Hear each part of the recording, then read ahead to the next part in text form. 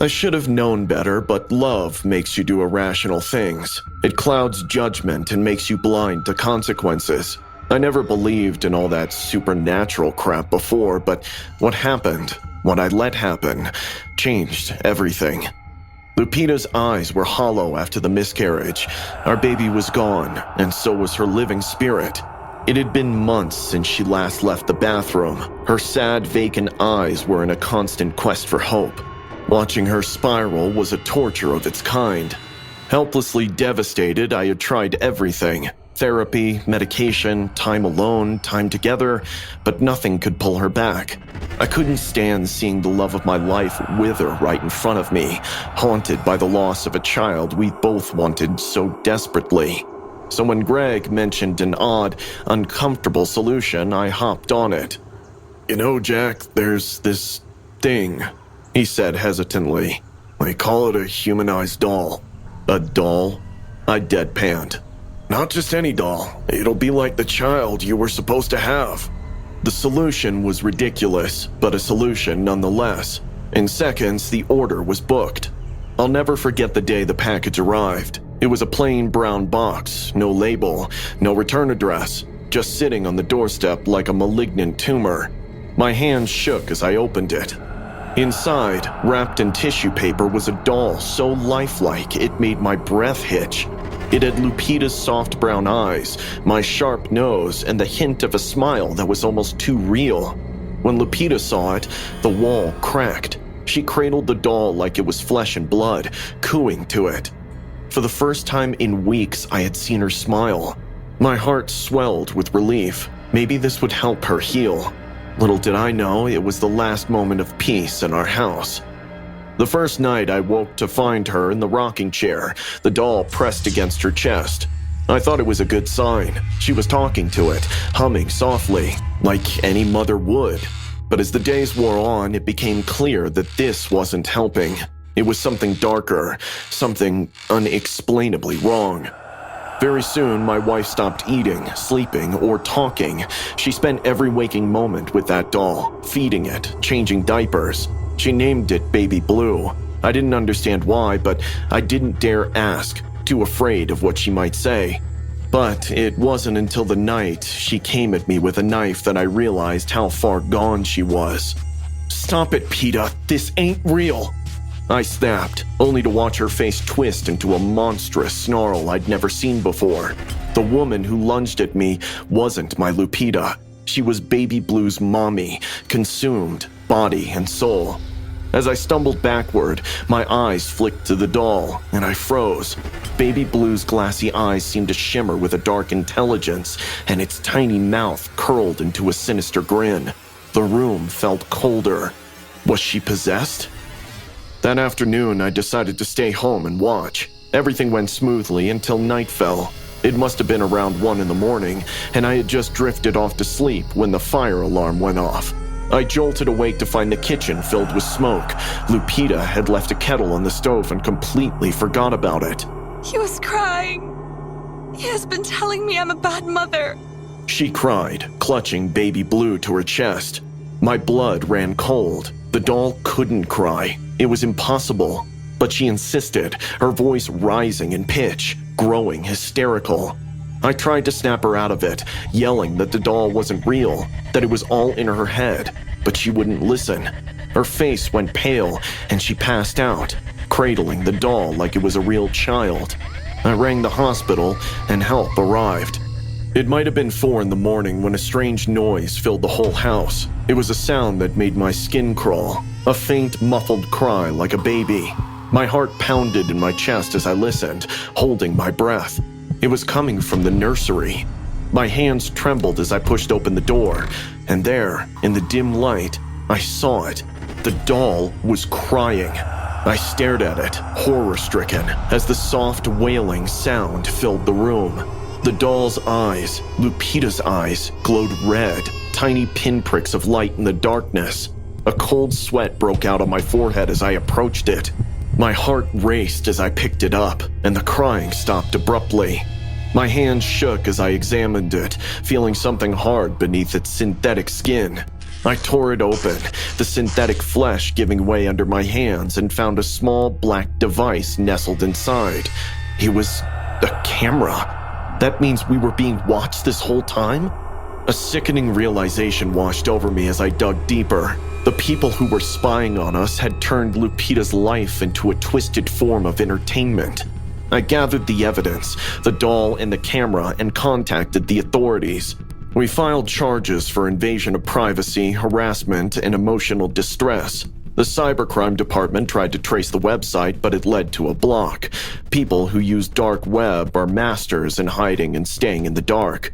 I was warned strictly for choosing to buy items from the illegal front of the internet. We changed house and phone numbers to stay away from further stalkers. Lupita is still undergoing psychiatric counseling to deal with the loss of our child and the trauma caused by that doll. All I have understood is that grief is the love which has nowhere to go, but we shouldn't let it decide our lives. As long as we're alive, we must keep living. Moving forward is the real meaning of life, no matter how many storms try to knock you down. I lost my job on a cold Tuesday evening, just as Christmas was approaching. The dim light of my laptop flickered in my dingy apartment as I stared at the dreadful email. Dear Tyra, we're sorry to inform you that due to unforeseen circumstances... My stomach twisted into a knot. The rent was 2 months overdue, and Mr. Richard, my landlord, had given me a week's deadline to come up with the money or face eviction. I had no savings, no backup plan, and now the reality of being unemployed in a city like LA nearly crushed me. I won't give up. Determination and desperation led me to Craigslist. Scrolling through endless ads, each one more dubious than the last, I came across an opening. A massage parlor was looking for a masseuse. The pay was good, and they only assigned one client a day. Less work, more money. It seemed perfect. Too perfect, maybe, but I was desperate. So I clicked apply. To my surprise, the response was immediate. The next morning, I arrived at the provided address. It was a small, nondescript building squeezed between a boarded-up deli and a laundromat with flickering neon lights. A petite blonde woman greeted me at the door, barefoot, grinning eye to eye. Miss Tyra? She asked. Yeah, that's me. You must be Daphne. Yes. Please, follow me. She led me down a narrow hallway to a small room at the back. It was dimly lit, with heavy curtains blocking out any natural light. The air was thick with the scent of lavender and something else, something metallic that made my stomach churn. My unease deepened when I saw the massage table in the center of the room. A man was already lying face down. His white hair was stark against the dark sheets. He looked old and frail, like he'd been lying there for ages. Daphne gestured toward him. This is Mr. Granger, your client for today. Just focus on his shoulders. They're very sore. I nodded, trying to ignore the tightness in my chest. Okay. One more thing. She added, her voice dropping to a conspiratorial whisper. You must be barefoot while you work. Why? It's a rule. She replied, as if it was a general practice to make your employee work barefoot. My skin prickled at the thought, but I forced a smile and nodded. Sure. No problem. Daphne left the room. I slipped off my shoes, the cold tile sending a shiver up my spine, and moved toward Mr. Granger. I introduced myself, trying to ease the tight knot of tension in my gut, but he didn't respond. The only sound were his labored breathing and the soft whimpers escaping his lips as I started massaging his shoulders. The silence grew heavy as the clock ticked and the room's temperature seemed to drop. Half an hour had passed without incident when suddenly the lights flickered.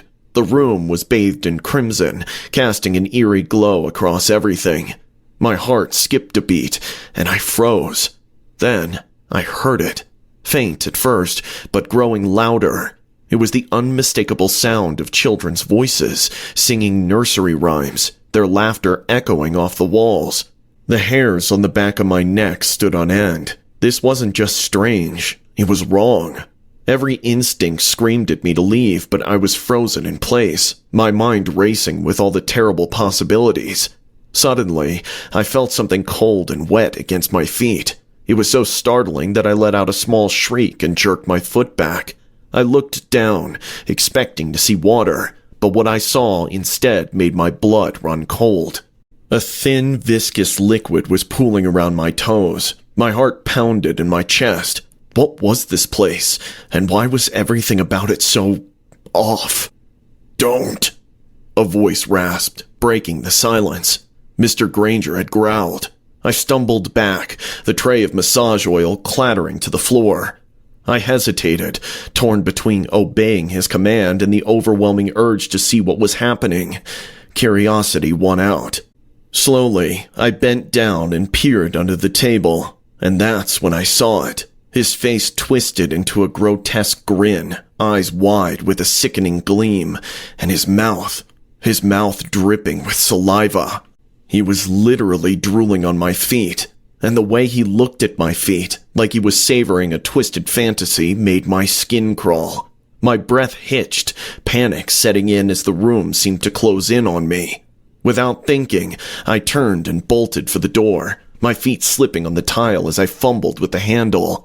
The children's laughter grew louder, more distorted. I finally wrenched the door open and sprinted down the hallway, not daring to look back. I didn't stop running until I was outside. I didn't bother with my shoes. Running was the only thing that made sense, bare feet slapping against the wet pavement. The parlor called several times after that, but I never answered. I packed a bag and moved in with my brother, crashing on his couch until I found a new job, one that didn't involve creepy old men and their disgusting fantasies.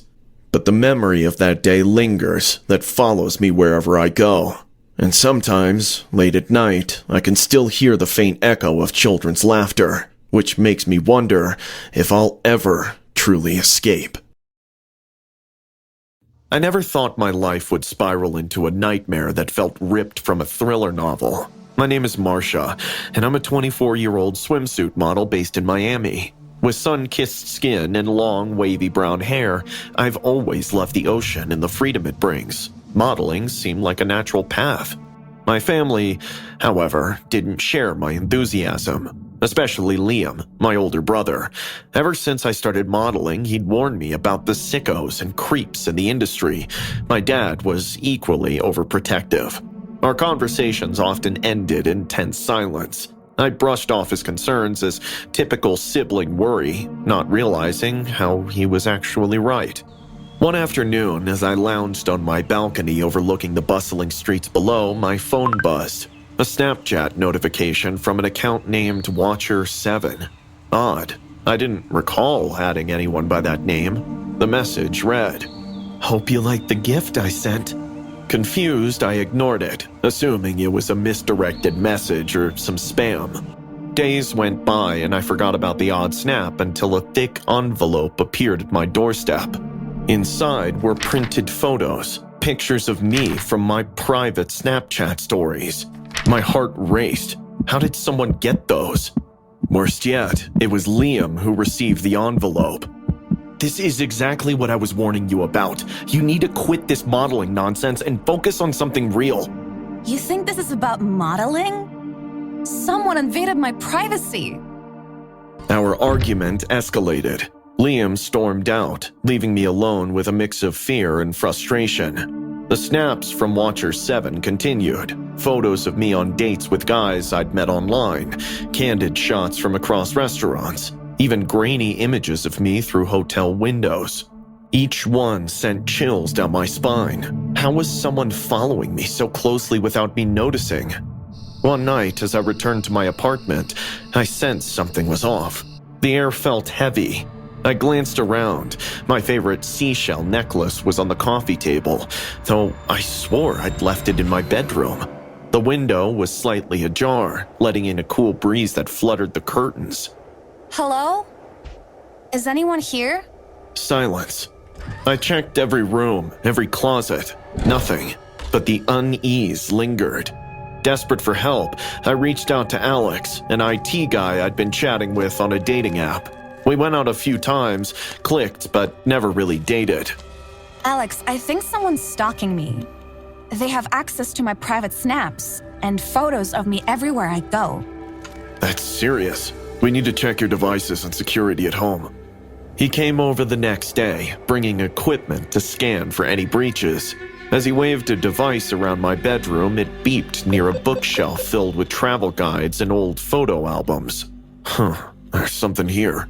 We pulled the shelf away to reveal a tiny camera, meticulously hidden between the books. Oh my god!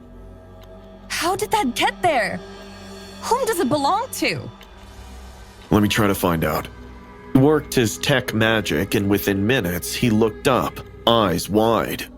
The IP address it's connected to, it's local. Very local. What do you mean? It's coming from your place. Like your father's place. Anyone in your family who could have easy access to the cameras?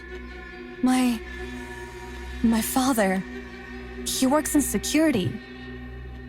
I felt the room spin. That couldn't be right. My father was protective, yes, but this?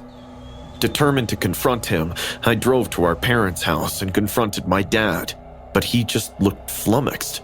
He swore on his dead mother that he did not do it, but then, almost instantly, all of us understood that it could only be Liam. I found him in the garage, tinkering with his motorcycle. Why are you spying on me? He looked up, expression unreadable. I don't know what you're talking about. Don't play dumb. I found the camera, the photos. It's all coming from you. His facade cracked. Well, you weren't listening. I had to make you see the dangers. This was for your own good. You've been stalking me. Our father, a quiet man with graying hair and tired eyes, stepped in after me. Liam's face twisted with anger. She's throwing her life away. Someone had to protect her. Father's gaze hardened. Without warning, our father slapped Liam across the face.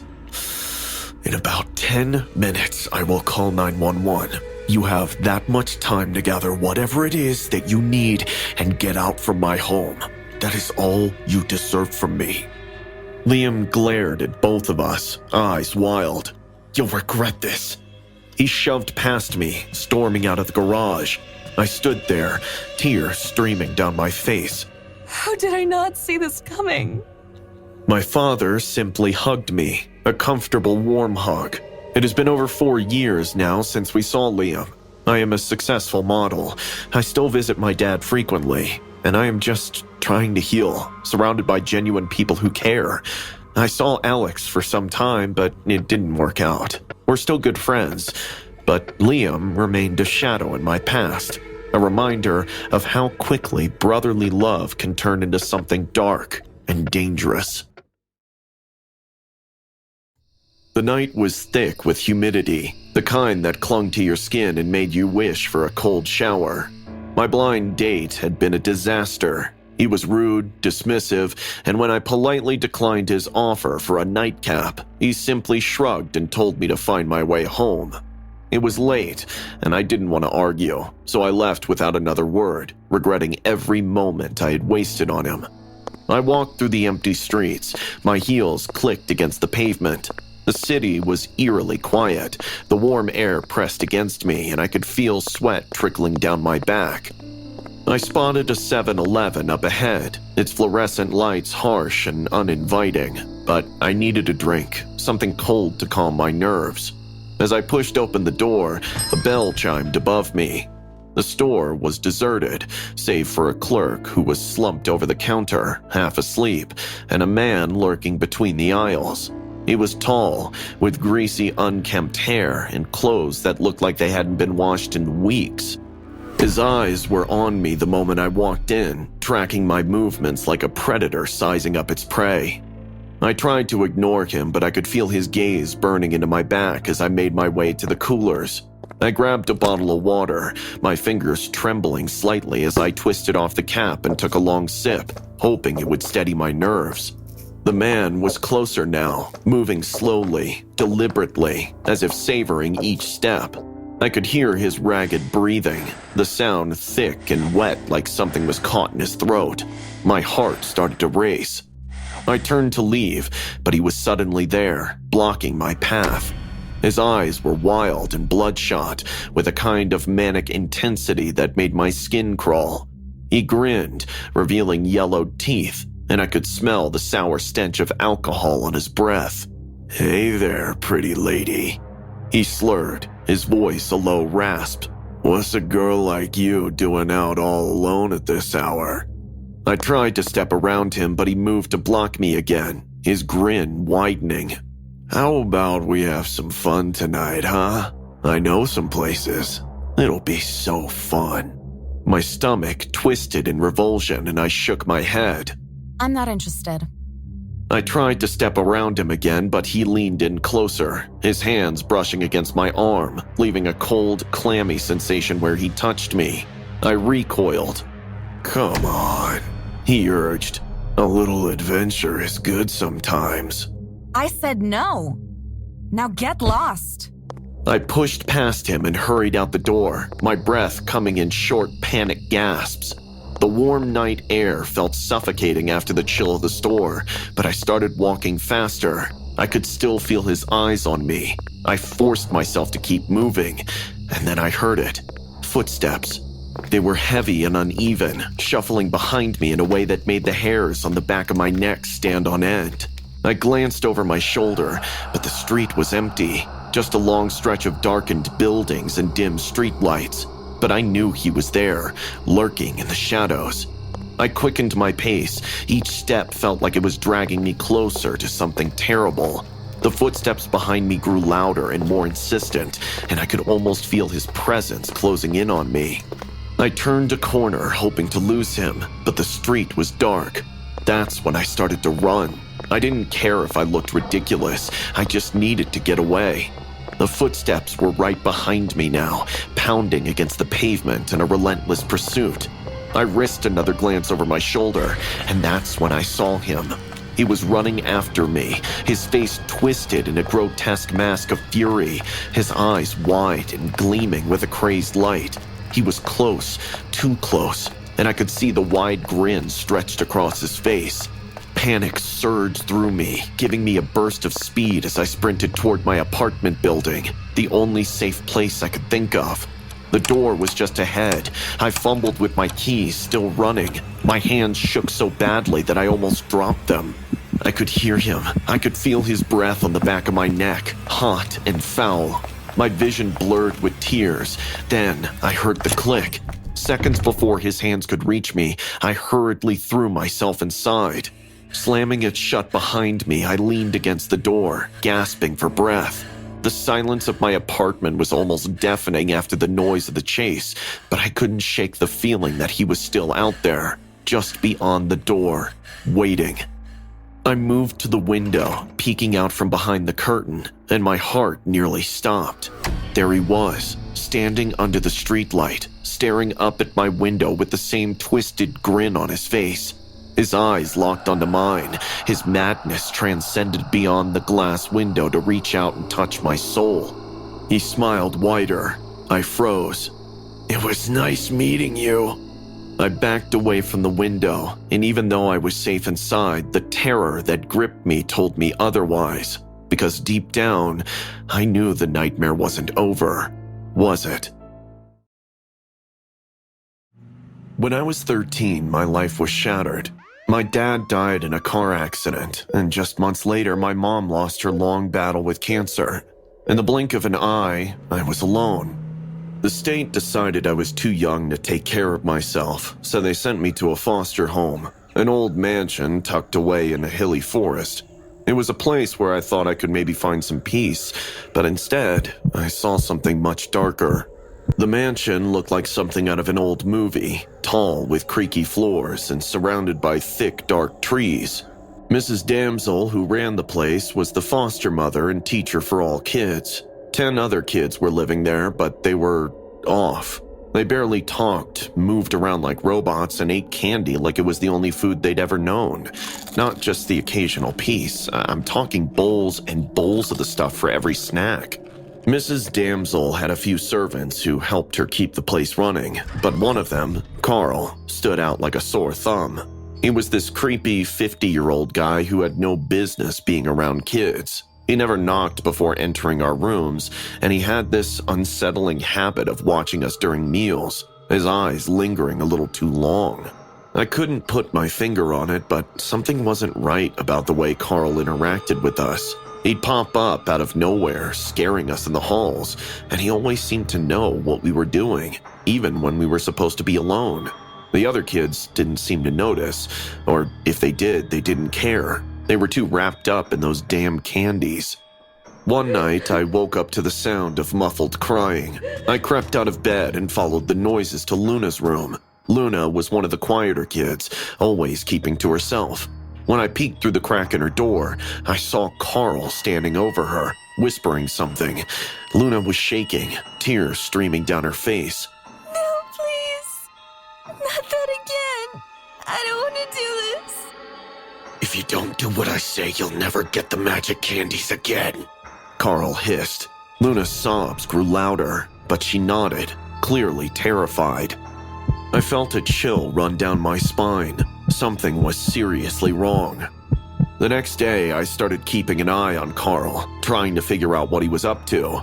It didn't take long to piece things together. I noticed how the kids seemed to almost worship the candy, how they'd do almost anything for it, even things that made no sense, like cleaning Carl's shoes or giving him back rubs.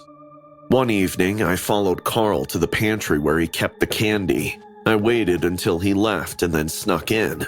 That's when I found it, a stash of pills hidden behind the jars of sweets. Carl was drugging us through the candies, getting us hooked. And when the addiction got bad enough, he used it to control us, to make us do disgusting things for him.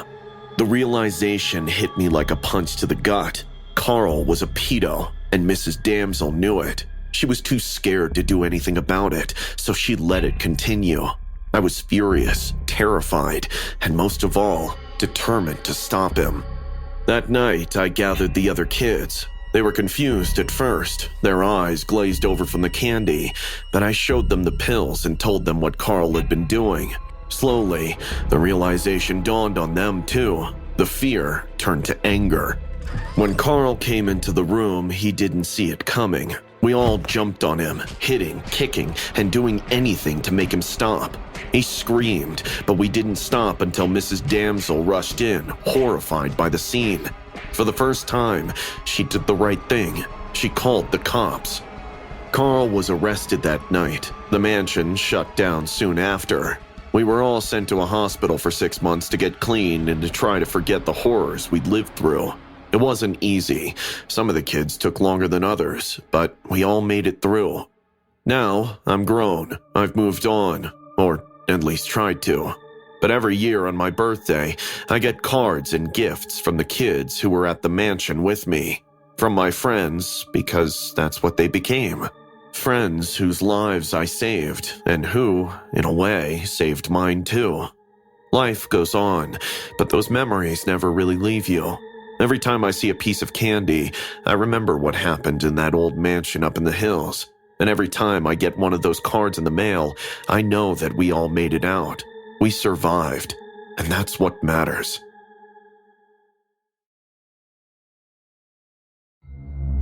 The night waters loomed before us, shrouded in an eerie silence that seemed to devour the sounds of the night. The once thriving water park, now abandoned and forsaken, oozed a sense of foreboding that made my skin crawl. I stole a glance at Jake, who was already eyeing me with a mix of skepticism and concern. As my childhood friend and business partner, he was well aware of the infamous mystery that clung to this place. "We're really doing this?" I asked, as we stared at the rusted gates. Jake shrugged, a cocky grin on his face. "We're just debunking a ghost story, right? Go ahead, open it." With a trembling hand, I turned the key. The gate creaked open. Maybe it was my imagination, but as we stepped inside, I felt the temperature plunge. The air grew thick with the stench of decay and stagnant water. Without warning, the wind roared to life, swirling through the park with a speed that felt otherworldly, as if driven by invisible hands. "Ginny!" Jake's voice trembled. "It's just the monsoon, don't worry." I could hardly finish my sentence. Ginny. I thought it was my mind playing some tricks.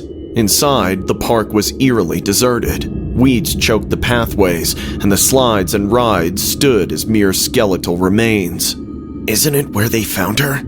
Jake asked, eyeing the pool.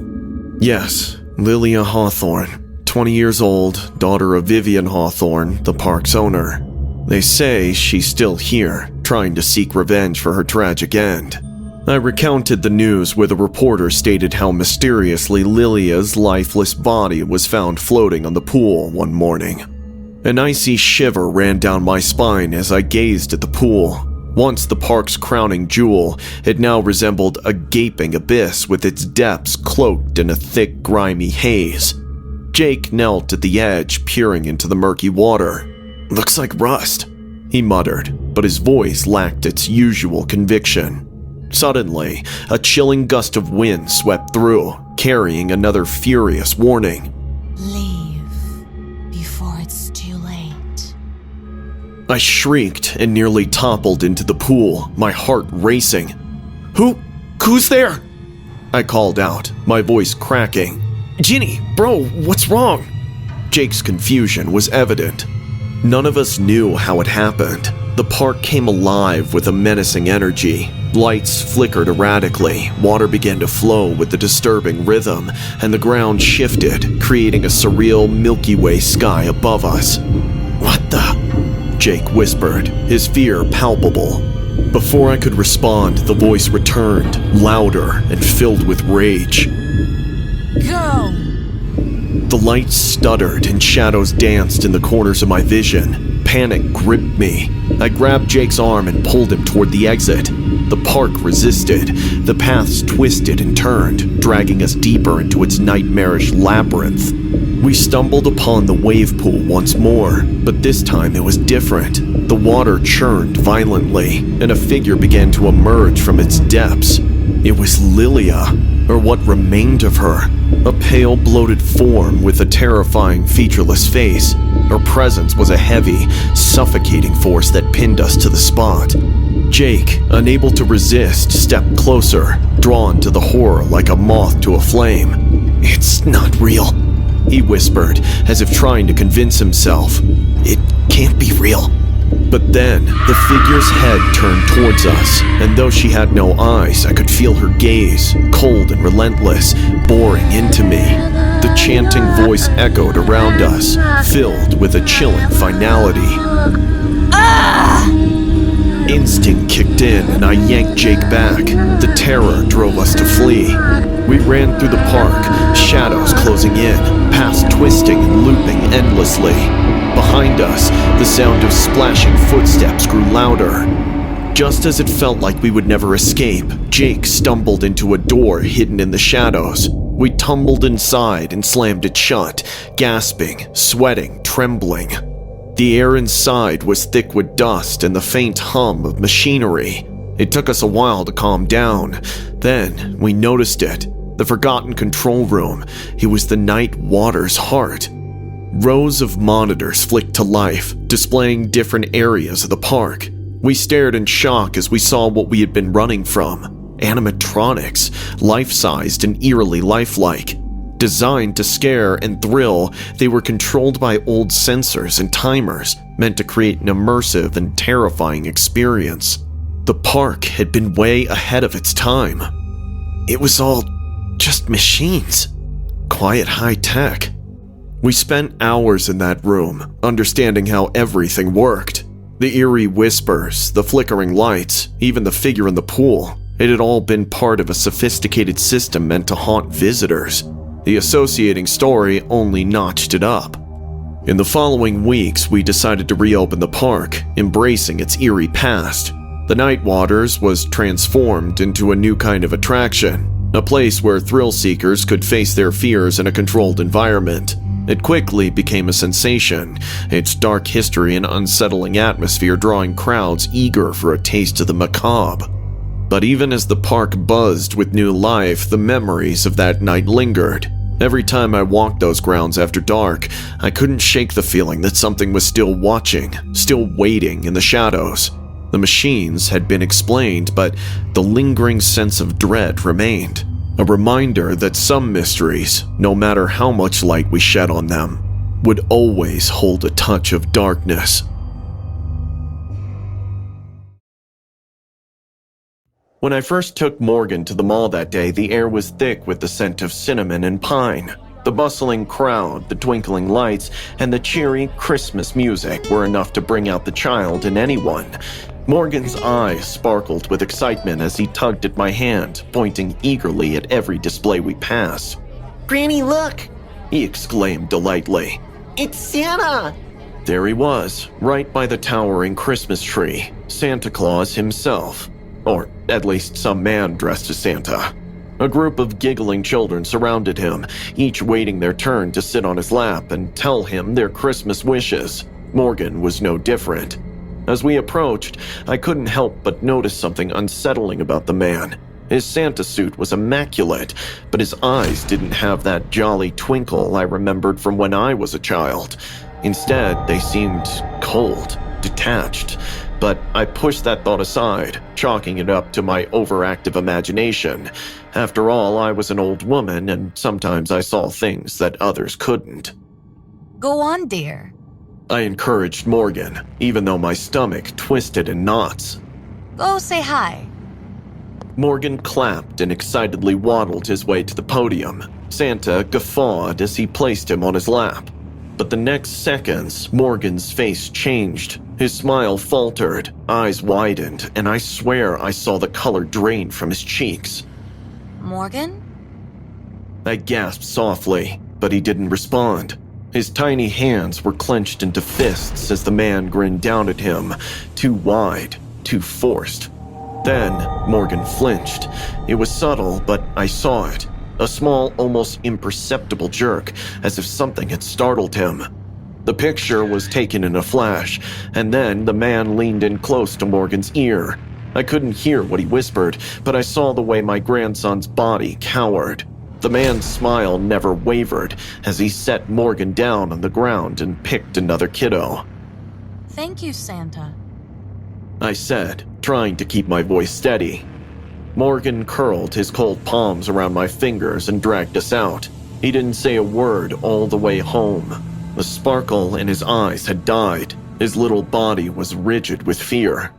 It wasn't until we got back that I noticed how pale he'd become, the way his skin seemed almost translucent. That night, he wouldn't go to bed. He insisted on sleeping in mine, and no matter how much his parents or I coaxed or comforted him, he wouldn't stop shaking. Morgan was terrified of something, or someone. When his mother found him the next morning, curled up on my bed, feverish and mumbling in his sleep, our hearts nearly stopped.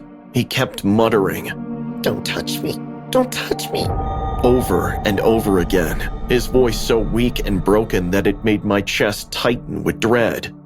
Morgan's fever broke after 2 days, but the shivering remained. When we tried to talk to him about Christmas, he screamed so loud the neighbors came. His eyes were wild with terror. "Mom, is there something you want to tell us?" my son asked after he had tucked Morgan into bed. Don't worry. I'll take care of it. I promised. There was only one explanation. Whatever that man had done, it was enough to scar my grandson deeply. I couldn't just sit back and do nothing, not when I knew something was so horribly wrong. So, on the night before Christmas, I went back to the mall. I wanted to confront the man, to see for myself what kind of monster had terrified my sweet boy. The mall was quieter than before. The festive chaos was replaced with a more subdued atmosphere. But there he was, still sitting in that same chair, still grinning at every child he placed on his lap. I observed him from a distance. Everything was usual at first. He'd pick kids, laugh, and promise them presents. But then I saw it. He had scooped a little girl around Morgan's age into his arms. She was telling him something when his palm wrapped around her tiny thighs and pinched her. Then, he leaned in to whisper something in her ear. The girl's face went ashen, her tiny mouth quivering as she held back tears. That monster. I stormed over, grabbed a large candy cane decoration from the corner, and without a second thought, brought it down hard on that man's head. He recoiled, a look of shock on his face as I hit him again and again until the security intervened. You freak! I screamed for everyone to hear. The security stormed in and took him away. The parents reported everything to the authorities.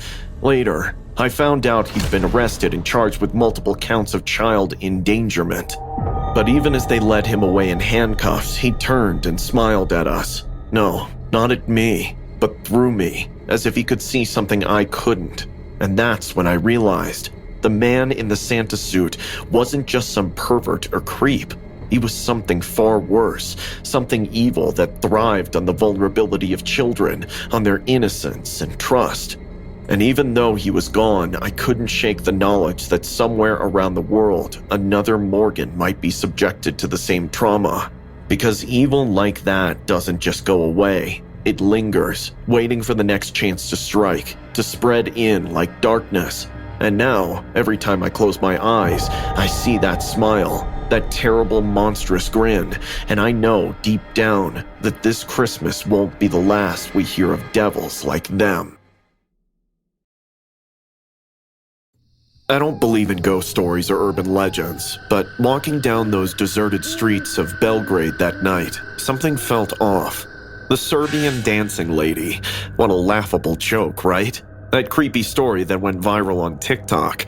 People saying they had seen her all alone, dancing in the streets, turning around streetlights with a knife. A legend tells that she could run after any person who came too close. But come on, just a joke, I said to myself. I am Luca, a journalist. What I enjoy the most is debunking hoaxes like this. Naturally, I had decided to follow up on this story after it began to go viral on cyberspace. It was almost midnight and I packed my bags with a camera in hand, hoping to catch whatever hoax this was in frame. But the streets of Belgrade lay deathly quiet beneath me, a stillness that reached down into your skin. Just 2 strays scurried past as I made my way down to the alley where she had last been spotted. The air was heavy, cold seeping into my bones as I tried to shake off the nerves building inside. All you could hear was my footsteps, at least each step echoing down cobblestones. I arrived at the alley and stopped there, pulling out my camera. Let's see if this ghost lady's real, I told myself, more to try to keep myself from freaking out than anything else. I began filming street scenes, speaking into the camera. Nothing so far, probably just... Then I heard it. Music. Very soft, as if from nowhere and everywhere at the same time. The wind was carrying it on its breath. My chest tightened as I slowly turned my head. It was then that I saw her. He stood at the end of the street, where it seemed a dangling street lamp cast just enough light to illuminate his stand. The girl danced, that's the only word for it. No, she swayed in a long, sweeping gown. Her movements were slow and eerily mesmerizing, as though lost in another world. My breath caught in my throat. No, this cannot be real. It wasn't possible, but it was. She spun, arms weaving around her body beatifically, but something was wrong in the movement. Too staccato, too conscious. My hands were shaking as I raised the camera and zoomed in on her. The lens fought to find its focus, but it was enough. She was a woman, and she was dancing. Then she stopped, quite suddenly. She looked up at me as if she had just realized I was staring at her. My heart was pounding, and everything in my body screamed to run away, but my feet were glued onto the floor. She sat there in the shadows and stared at me. She was hiding her face behind hers, but I could feel eyes on me. The air was thick and suffocating as I stood there, too scared to move. Then she started walking towards me. Dancing was over fluid moment gone. Now it was a slow, deliberate walk, as if she were advancing directly for me. I tried to take one step back, but my legs would not go. Was this real? Was this some sort of demented trick? I looked down at her hand and saw there, it was glinting in the dim light, a knife. Then, something inside me snapped. My head was screaming at me to move. I turned around and fled, pounding my feet on pavement and my heart in my ears. It was as if the sound of my heart beating in time created an urgency that drowned her. However, underneath it, I heard her footsteps, slumbering, slow, deliberate, steady, as if she knew exactly where I was going. I chanced to glance over my shoulder. She was still there, darkly silhouetted, moving with an efficiency to be toward me, the knife catching every step of light. I ran faster, turning down haphazard streets, my gasping breath coming raggedly as I tried to shake her. Every time I seemed to have lost her, I could hear her still, the soft tapping of her shoes against cobblestones. I ran down the alley, getting behind a dumpster to crouch down for breath. My hands were shaking as I held my camera. I tried to stand still. I need proof. This is not just some stupid joke. I hit record again, peeking over the dumpster. Her face was hidden once more behind the overhanging wall, but I felt sure she saw me. I waited, holding my breath to ensure she would not come forward any farther. For a few agonizing moments, we just stayed locked in this pose, as if me crouching there in the shadows and she stared straight at me. And then, slowly, she turned and walked away, vanishing into the darkness again. I waited, my heart pounding wildly, could not piece together what had occurred. Was it done? I didn't know. It took all that was left of me to stand up, my legs shaking as I stumbled from the alley. The streets were empty again, and the morbid music was gone. Had I dreamed it? No, I couldn't do that. I had it on film. Back in my apartment, I replayed the tape. There she was, dancing, then walking straight for me. But something made my stomach drop. In the video, as she danced under the streetlight, she wasn't looking at me. She was looking behind me? A chill slid down my spine, and before I could do anything about it, my phone buzzed. On my screen was a text from an unknown caller. "You should have left her alone." A chill went through my neck. I was no longer alone. Not anymore.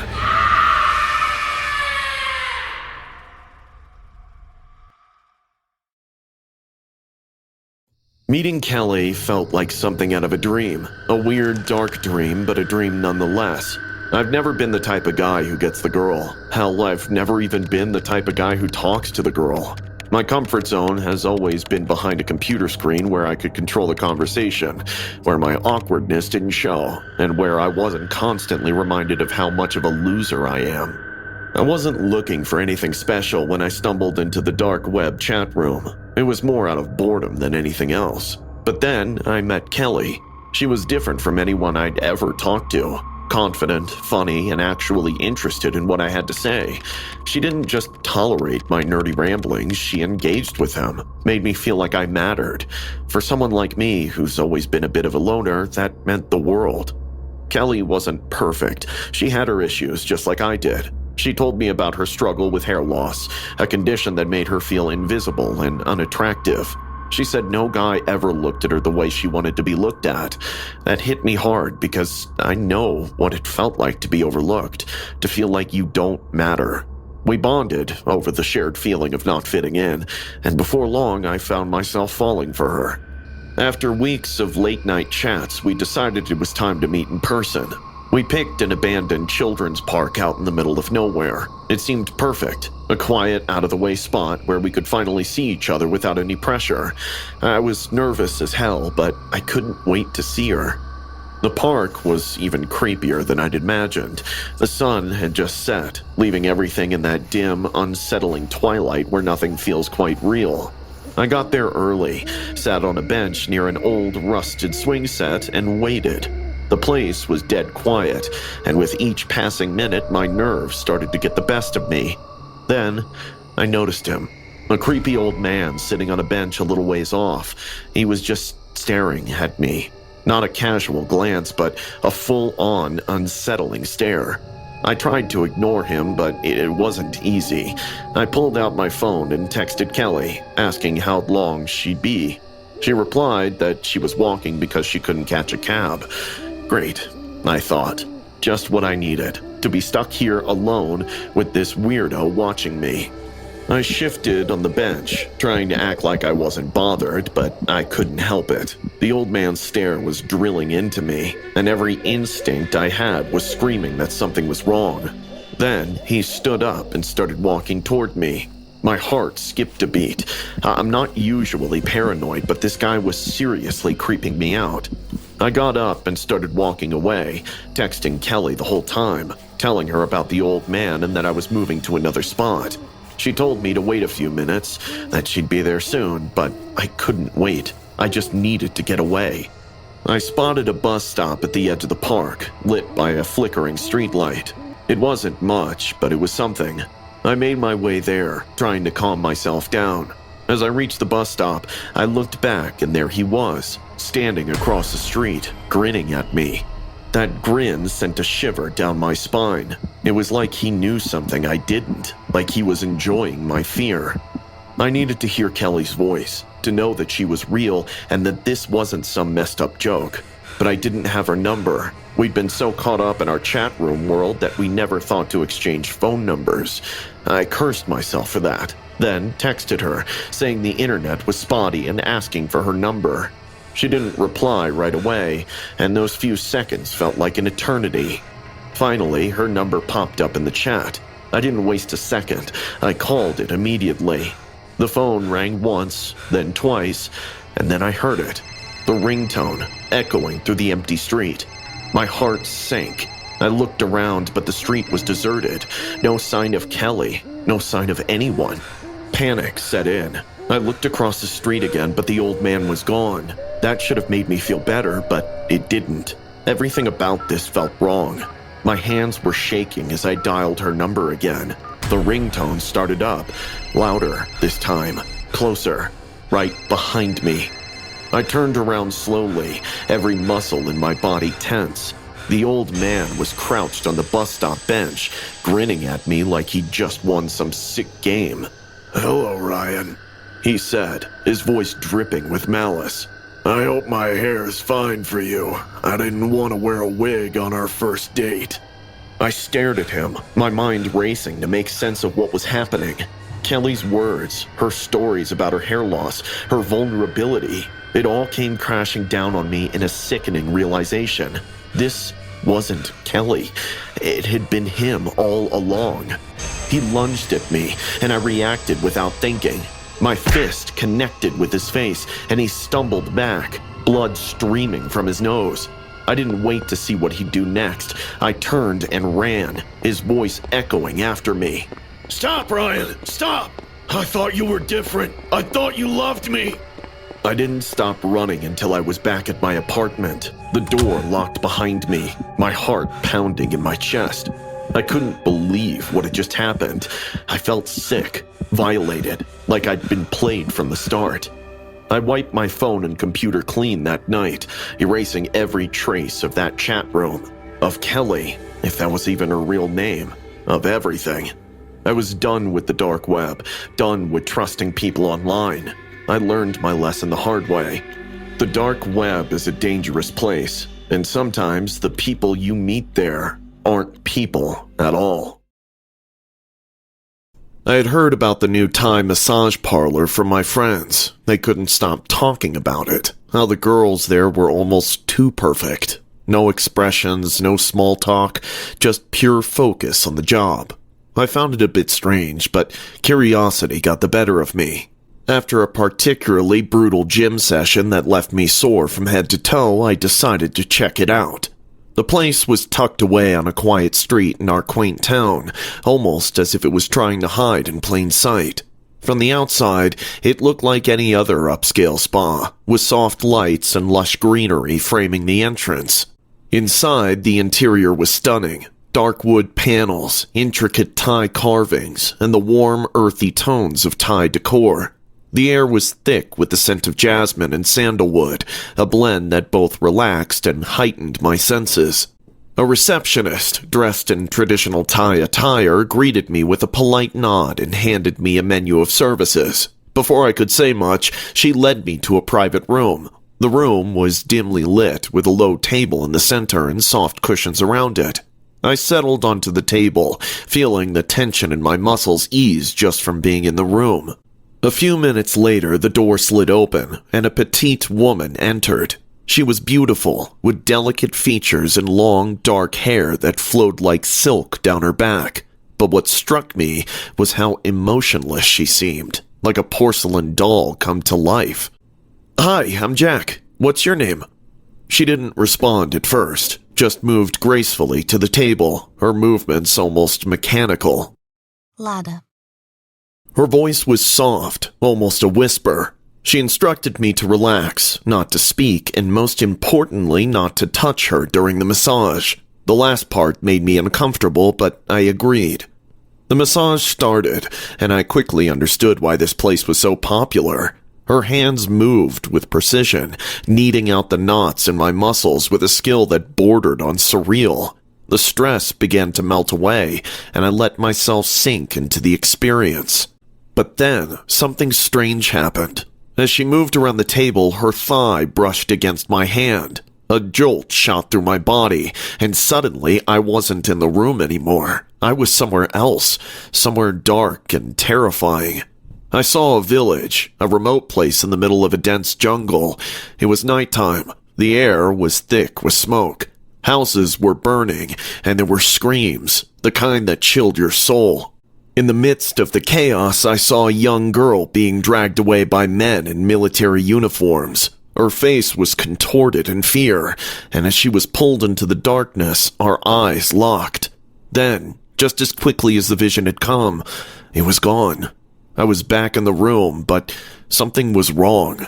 Lada had stopped moving, frozen in place like a statue.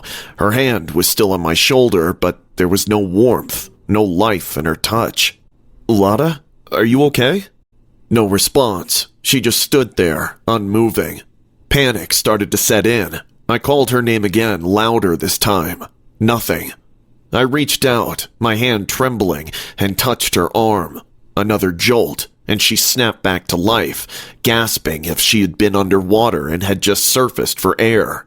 Tears welled up in her eyes, and when she looked at me, she wasn't the lifeless doll anymore. She was terrified. They kidnap. These men. Shadows. They make us drink. And we. Statues. Her words came out in a rush, her voice filled with desperation. My mind raced, trying to process what she was saying. That's when I noticed them. 3 figures leaning against the glass door, watching us from outside. Suddenly, the door slid open, and one of the men stepped inside. He was tall, his face obscured by the dim light, but there was something wrong about him, something unnatural. His skin was pitch black, like a living shadow. The other 2 men followed, and the door shut behind them. The man spoke something in Thai. She suddenly resumed the massage, her hands shaking slightly. I knew I had to act, but my body felt frozen with fear. The shadowy figure loomed closer, and I knew this wasn't going to end well. Finally, as the figure reached out for me, something snapped inside. I grabbed the massage oil from the table and hurled it at his face. It didn't seem to hurt him, but it startled him enough to give me an opening. I leapt off the table and charged at the door, slamming into the 2 shadows blocking it. We tumbled to the floor and I fought like a madman, adrenaline giving me strength I didn't know I had.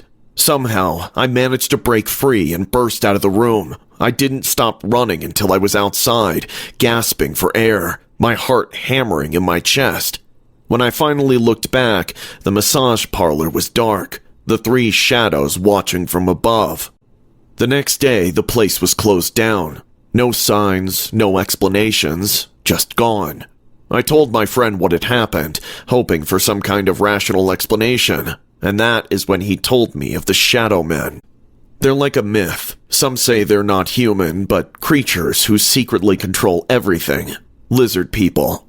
The legends say they've been around for centuries, hiding in plain sight, running the global order. That parlor must be a part of a larger chain of human trafficking. I couldn't believe what I was hearing, but something about it made sense. I can't help but wonder if they would still come for me. I never imagined that moving to Pinebrook would become a test of my resilience. My name is Anita, a 28-year-old accountant who recently immigrated from India. I was eager to start my new job at a small accounting firm nestled in this quaint town. On my first day, I stepped into the office, a stuffy room filled with aged white men who paused their conversations as I entered. Their eyes followed me, a mix of curiosity and disdain. One man smirked. You're a bit different from what we're used to around here. I forced a smile, trying to ignore the knot forming in my stomach. Work was isolating. My colleagues offered little assistance, and lunchtime was a solitary affair. I often ate at my desk, poring over spreadsheets while overhearing whispered conversations centered around my skin color. After work, I drove along the winding highway back to my rented house on Maple Street. One evening, as the sun dipped below the horizon, I noticed a black sedan pull onto the road behind me. Thinking nothing of it, I continued driving, but had a feeling that it was following me.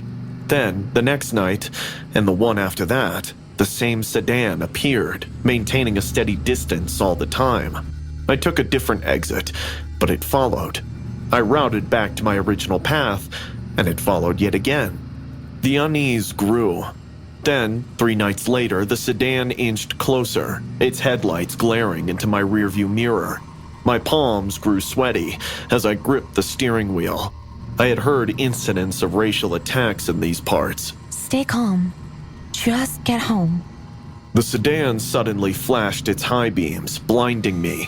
I swerved slightly in stopping to the side. But by then, just as abruptly, it sped off into the darkness. Now at home, things weren't much better. My neighbors seemed to harbor an unexplained animosity. Their trash bags appeared outside my front door, torn open with garbage strewn across the porch. When I walked to the same site that night, I decided to confront them and walked up to ring their doorbell. An old man on a wheelchair opened the door and stared at me with disdain. Excuse me. I believe all that trash belongs to you. He looked at the trash outside my house and just shrugged his shoulders. My wife throws the trash, so only she'll be able to tell you when she returns from the church. Maybe you should mind your own business. I'd appreciate if my property was respected from now on. Or else, I'll have to call the police. He sneered. Why don't you do that right now, honey, and see how far that gets you? He casually slapped my behind and then closed the door on my face.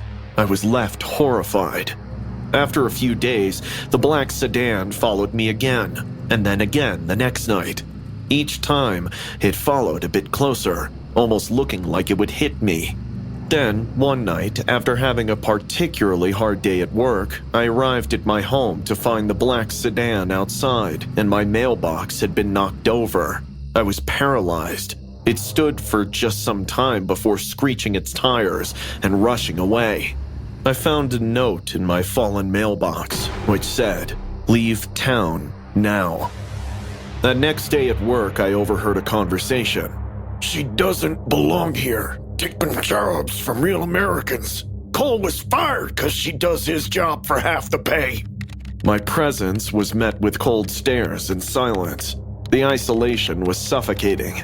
That night, I received a voicemail from an unknown number. A raspy whisper filled the line, which announced the creative ways in which people of color had disappeared in that area, and I might as well.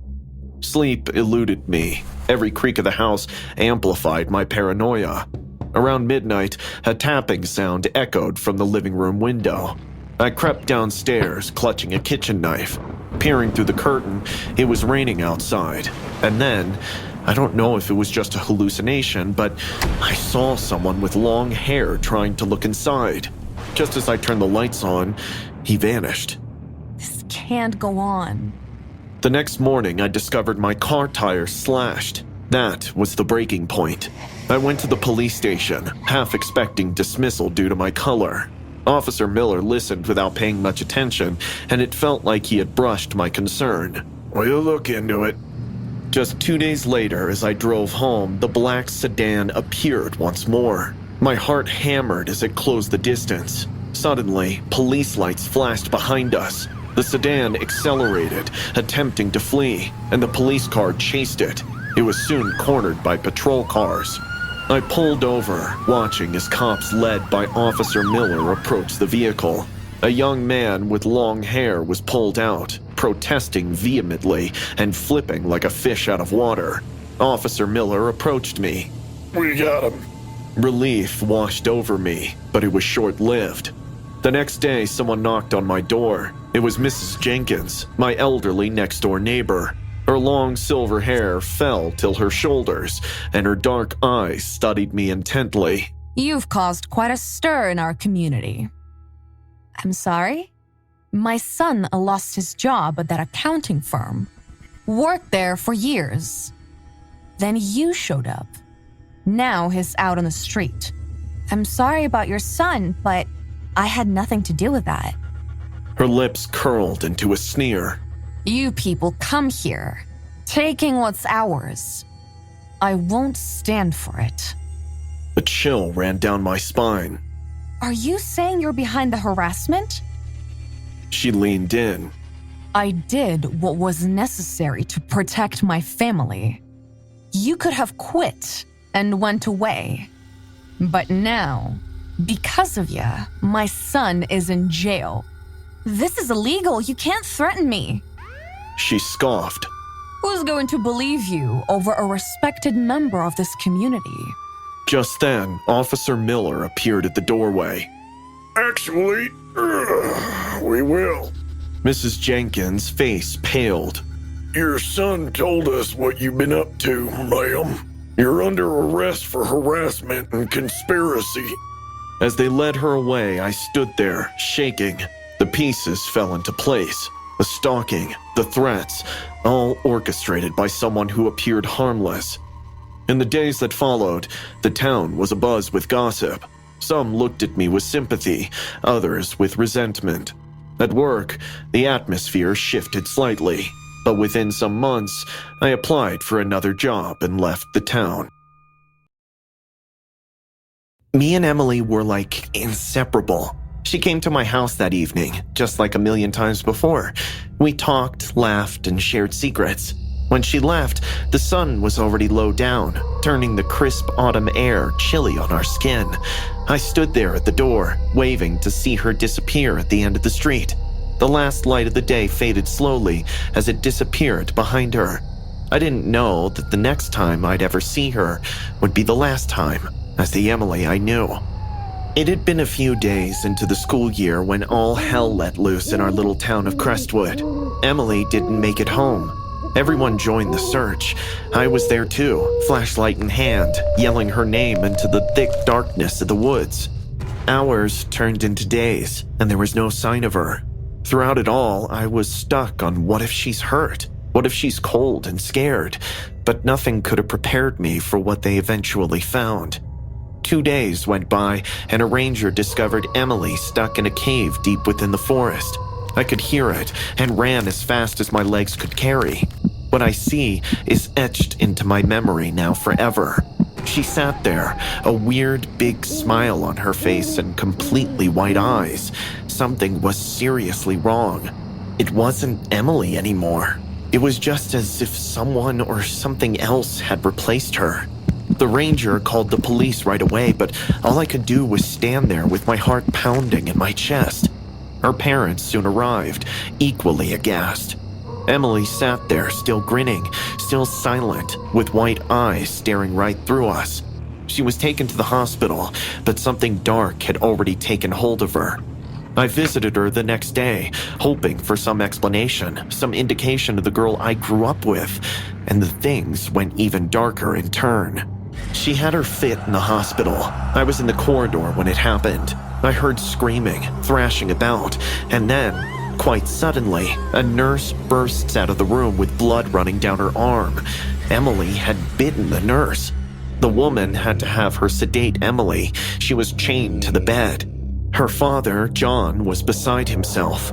He refused to believe all the stories of dark rituals or possession going the rounds in town, but then she heard a whisper from her mother, Linda, saying that something evil had taken her daughter.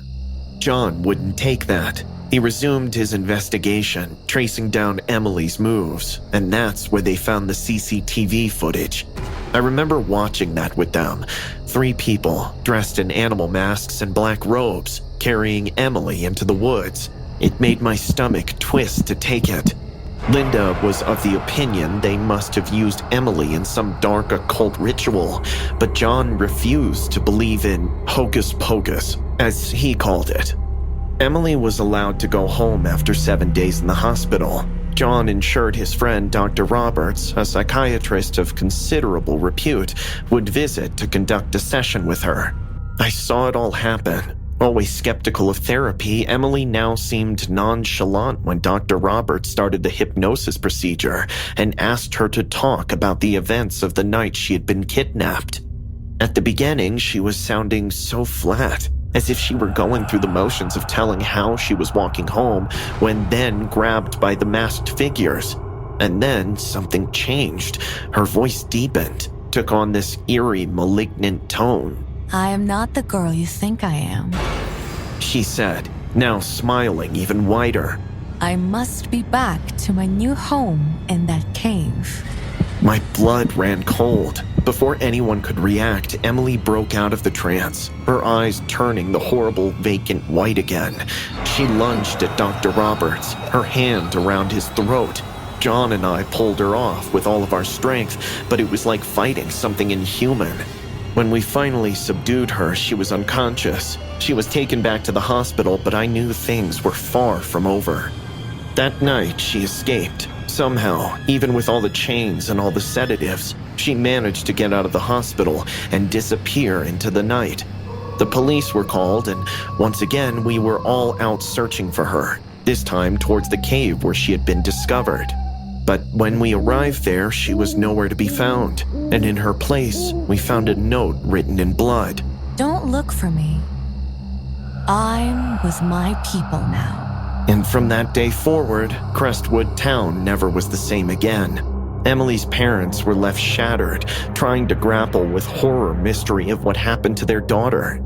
And I couldn't stop thinking about the cave, about the last time I saw her, about what really became of my best friend, Emily.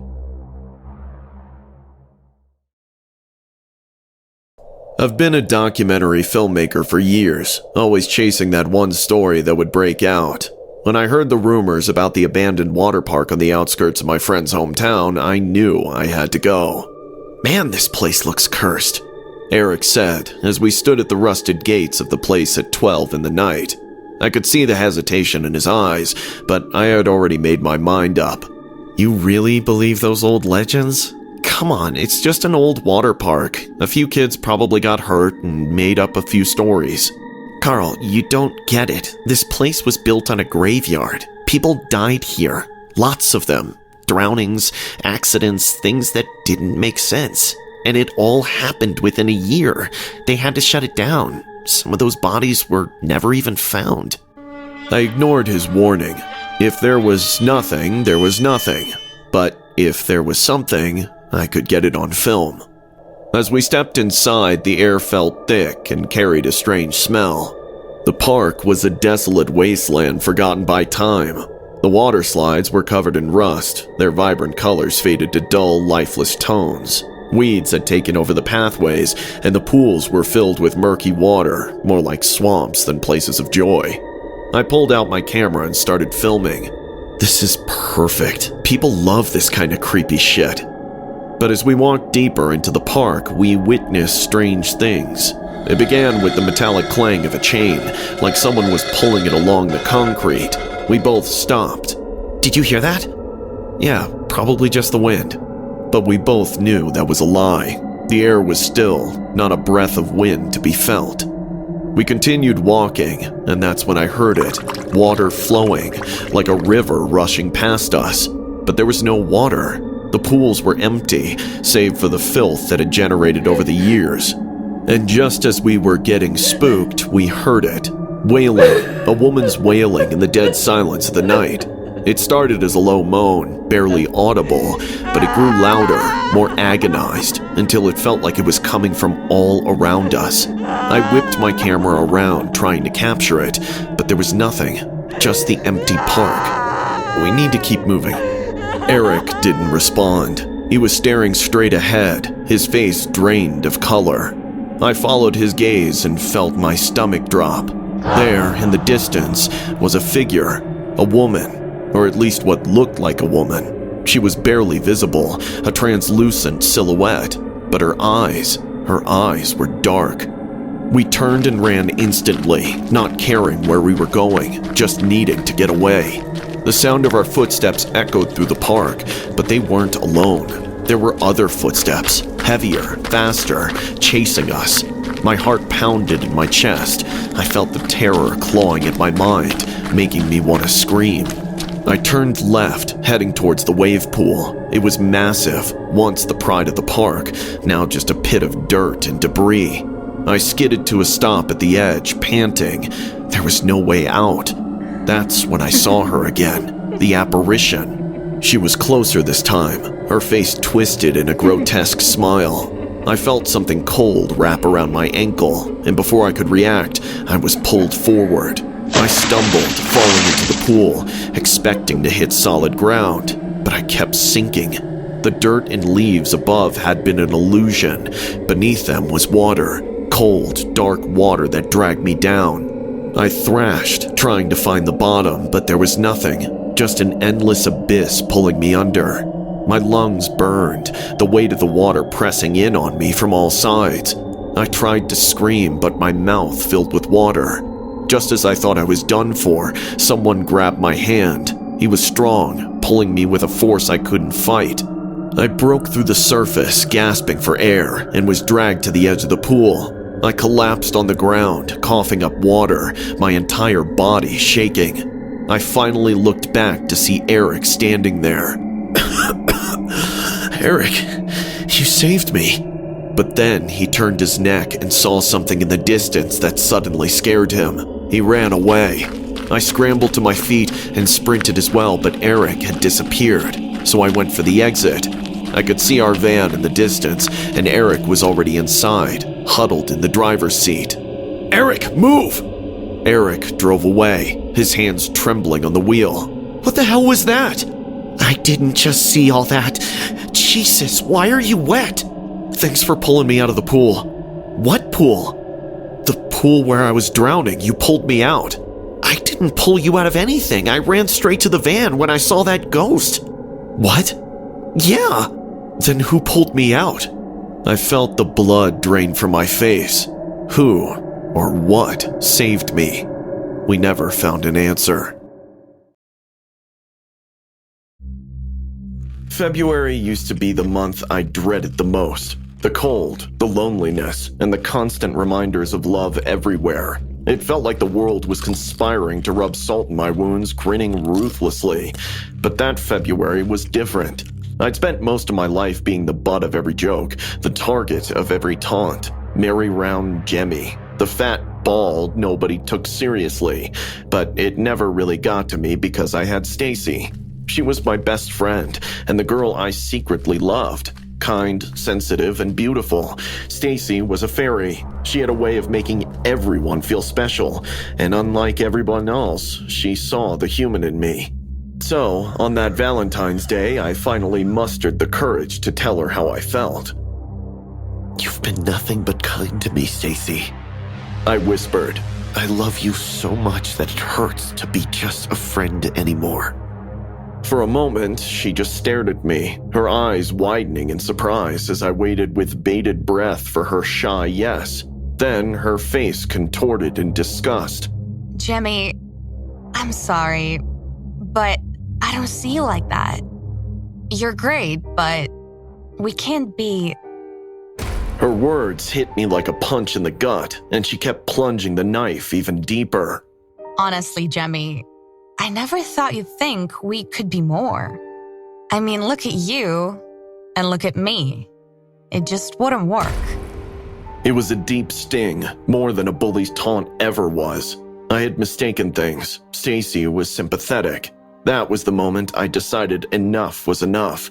The next day, I signed up at a gym. My trainer, Mark Porter, was a caricature of masculinity, broad chest, bulging arms, with the strangely skinny legs. He looked like a distorted version of Johnny Bravo. We kicked off right from the moment we met. Mark was quite verbal with his appreciation and encouragement, but it was never his words that raised the alarm. His touch lingered a little longer during adjustment.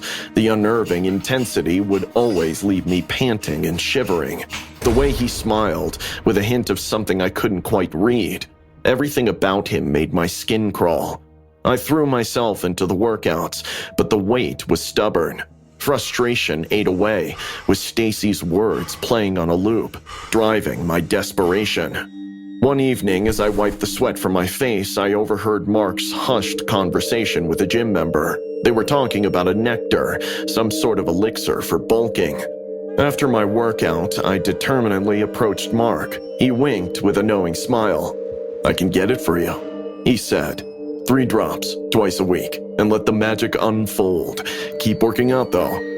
The first dose felt like a revelation. I woke up the next morning feeling lighter, and the scale confirmed a slight drop. I went to the gym with a spring in my step, but as I worked out, I noticed something odd. Strange shadows twisted and warped at the edge of my vision. My head whirled. Mark was closer. His hands were reaching out to me. The air grew colder, and I heard a low, persistent buzz. Whispers began, voices murmuring my name seductively. I felt an unsettling pull towards Mark, drawn in by an inexplicable urge. Just as I was fisting his hair, the janitor arrived, breaking the eerie spell. We parted. I picked up my things and was about to dash out when Mark leaned closer. "Take a full tablespoon tonight," he mumbled. "We'll continue where we left off. If you get sick, I've got the cure." Despite my instincts screaming otherwise, I nodded. I went home and, against my better judgment, took a full tablespoon of the elixir. The next morning, I was met with my worst nightmare. My hair came out in clumps, my eyebrows were gone, and red rashes covered my skin. My stomach was in excruciating pain that left me unable to eat or sleep for 2 days, until I finally forced myself to see the doctor. The truth shook my whole existence. The elixir wasn't a weight loss supplement. It was date rape drugs, causing hallucinations that tricked my mind into thinking I was losing weight. Horror consumed me. Mark was a scammer. I reported Mark to the gym, and he was fired. But he evaded legal consequences. I was too scared to press charges, knowing I'd be implicated for buying illegal substances. The experience left me scarred, but it also opened my eyes. Real change couldn't come from shortcuts. It had to come from within, slowly and steadily. I picked myself up, one step at a time. I started working out again, but this time for the right reasons. I needed to love myself before I could expect anyone else to. Stacy's rejection had been a harsh wake-up call. I realized that my worth wasn't defined by others' opinions, but by how I saw myself. As the months passed, I noticed real progress. Mark tried reaching out, but I shut all the doors. The weight came off gradually, but more importantly, I began to see myself differently. I no longer sought validation from others. Stacy's words still echoed in my mind, but they no longer held power over me. I had learned to forgive and let go of the past. Nowadays, I feel a sense of peace I hadn't known before. My reflection smiles back at me, a reminder of how far I've come. February will always be a reminder of my darkest moment, but also of my greatest triumph. I was just 11 when I first arrived at the Johnsons' house. I thought I'd finally found a real family. The house was perfect, like something out of a magazine. White picket fence, flowers lining the walkway, and a porch swing.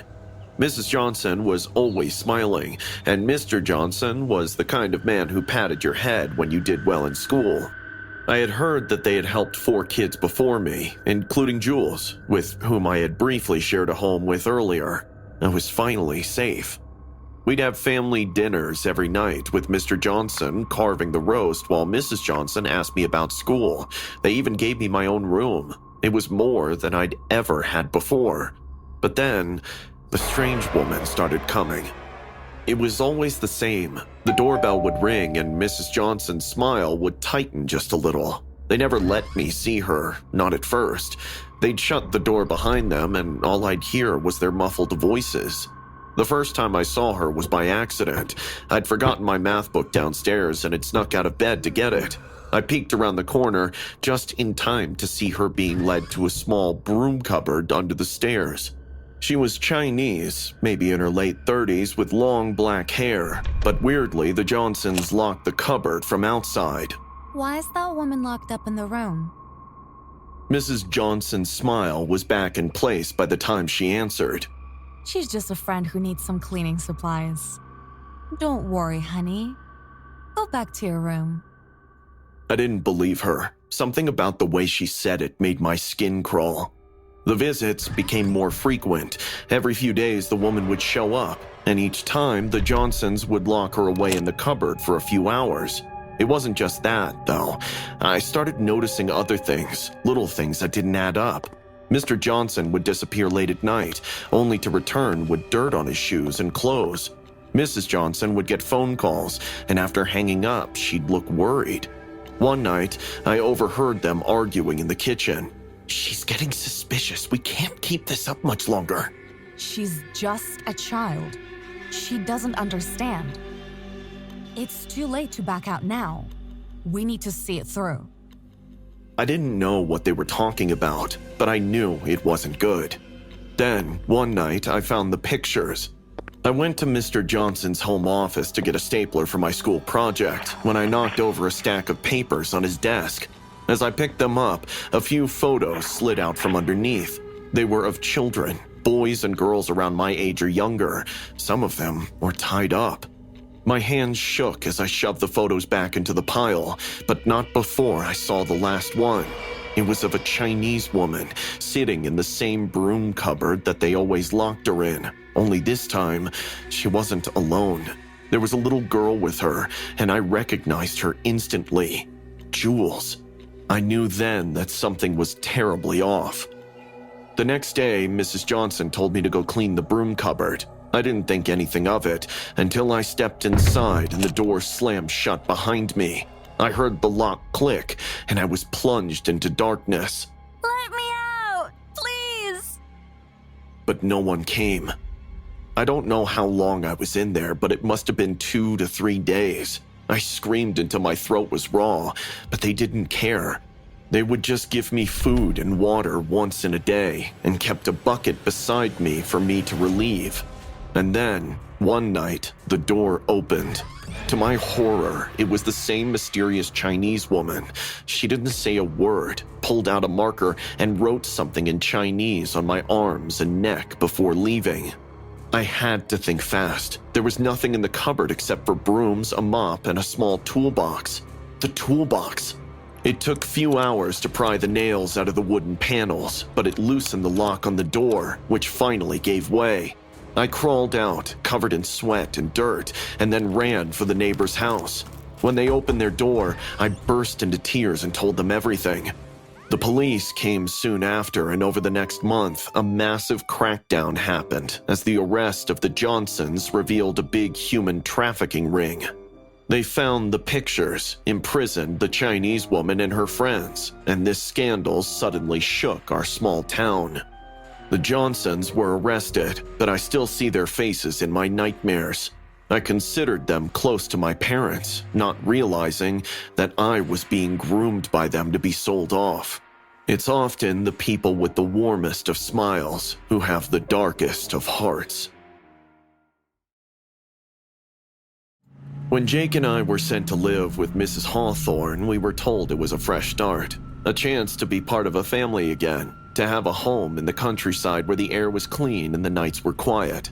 I wanted to believe that, but the moment we arrived, something felt wrong. Mrs. Hawthorne's house was old, leaning under the weight of decades, surrounded by thick woods. The air inside was stale and marred with creaking floorboards. Mrs. Hawthorne greeted us with a strange smile. She was supposed to be old, with silver hair pinned into a tight bun and wrinkly arms, but her face looked young and radiant, as if she were 30. There were 3 other children there, which was odd since we were not told about them. They were quiet, their eyes downcast, moving like they were half asleep. Jake, do you think they're okay? They're just shy, Mia. We'll be fine. But as the days passed, I wasn't so sure. The house itself seemed alive, with doors that creaked open on their own and shadows that slithered across the walls. At night, I'd hear strange noises coming from the attic, scratching, like something was trying to claw its way out. The other children never talked about it, never even seemed to notice. But when I pressed one of the boys, Oliver, about it, he just told me to not talk about it, or the caregiver would know. I'm sure she can't hear us. That is when Oliver's face paled and he turned away, saying that the caregiver was not Mrs. Hawthorne. It was the first time I heard about the caretaker, but it wouldn't be the last. The other kids whispered about it when they thought no one was listening, but I caught fragments of their conversations. They believed the caretaker lived in the attic, that it controlled Mrs. Hawthorne, that it was the reason for all the strange things that happened there. Every night, Mrs. Hawthorne performed strange rituals. She'd light candles, dozens of them, and arrange them in a circle in the living room. She'd chant in a language I didn't understand, her voice rising and falling like the wind through the trees. The first time I saw it, I was frozen. Her rituals grew more bizarre. Her voice was more frantic. I rushed back, scared, but I noticed that the other children were suddenly getting weaker. They were pale, their eyes sunken, and they moved even slower than before. It was as if the life was being drained out of them. One day, I found an old photograph. It was of Mrs. Hawthorne standing in front of the house, but something was off. The photo was dated 1952, but Mrs. Hawthorne looked exactly the same. No wrinkles, no signs of aging, her skin still exactly the same. My heart raced as I realized that something strange was afoot. I looped in Jake, and that night we planned to see the attic. The candles were already lit, and Mrs. Hawthorne was in the middle of one of her rituals. Her chanting was louder, more frantic, and the house seemed to pulse with a dark energy. The shadows on the walls twisted and writhed, almost as if they were alive. We waited until Mrs. Hawthorne was deep in her ritual, and then we snuck up. The attic door was locked, but we could hear something moving behind it. Jake was a god at breaking locks, and I gave him my hairpins. Jake, hurry! We need to do this before she notices. I'm trying, Mia, just keep watch. And then it came undone. We went inside, amidst the darkness and the strange smell. Jake had brought a match, and as soon as he hit it, we saw a figure in the sparks. It wasn't human or an animal. It was easily over 10 feet tall and had red eyes.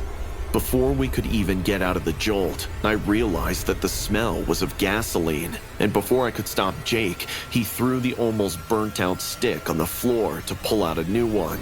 That was it. A terrifying blaze swept through the attic, and in the middle, we saw the demonic figure wail. We turned to run, but Mrs. Hawthorne was already there, her eyes pitch black and her mouth twisted into a snarl. You think you can escape? You're mine! Jake pushed me towards the stairs while he charged at her. Run, Mia! I'll hold her off! I resisted, but Jake pushed me down the stairs. I looked back just in time to see the black entity and Mrs. Hawthorne merge into one. Suddenly, huge claws grew out of her fingers as the fire surrounded her. The fire roared, consuming the attic, but it was too late. I ran to the other kids for help, but as I approached them, I stood in shock. They all had entirely pitch black eyes as well, and then it made sense why no one had told us about those kids earlier. They were all dead as well. As the fire took over the house and I heard Jake's screams, I cried and ran out for help. I didn't stop until I reached the nearest house. The neighbors called the cops, but by the time they got there, the house was nothing but ashes. They found the bodies of the other children buried in the ground behind the house, their eyes missing, but they never found Jake or Mrs. Hawthorne. It was as if they'd vanished into thin air. Everyone was afraid of believing in me till the bodies were found, but they had no explanations. I still remember it clearly, even after a decade, about what I saw that night. I just pray that Jake found his peace.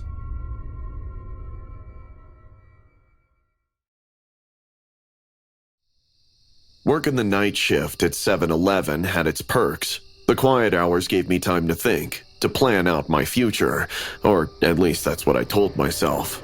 But then there was Carl. He started showing up a few months ago, always parking across the street, just sitting in his car, staring at the store. At first, I didn't pay much attention. People did weird things at night, and maybe he was just another insomniac who liked to watch the world go by.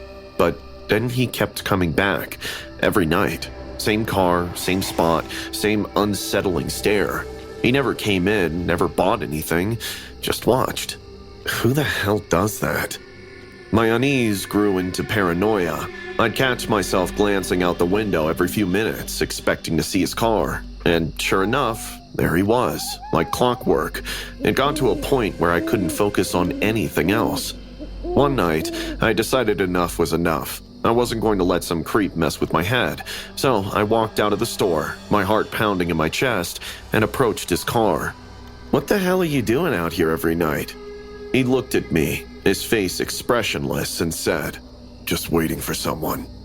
"Waiting for who? You've been sitting out here for weeks. What the hell are you waiting for?" Without another word, Carl started his car and drove off.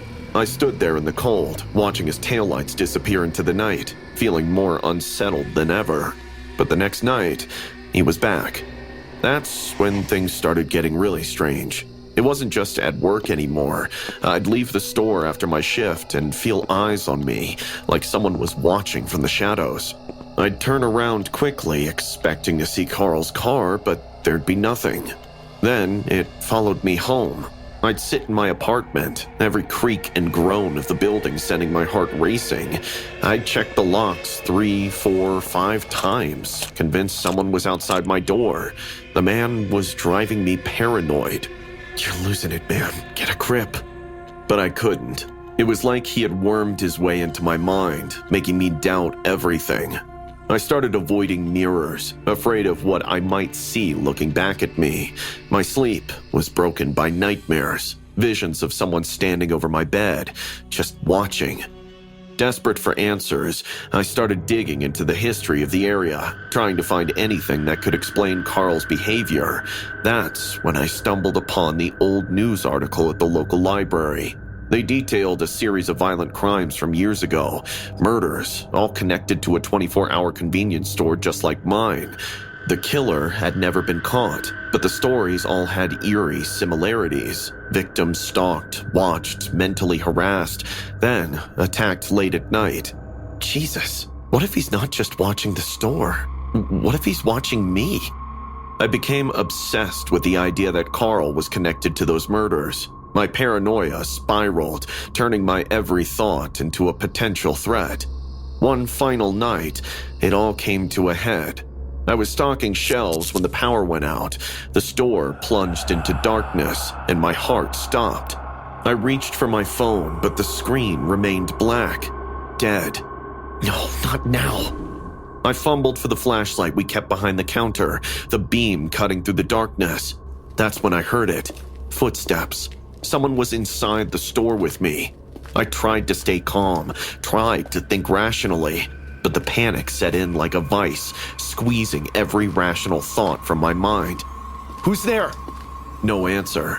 I heard the footsteps again, closer this time. I backed up, clutching the flashlight like a weapon. The beam caught movement, a shadow darting just out of sight.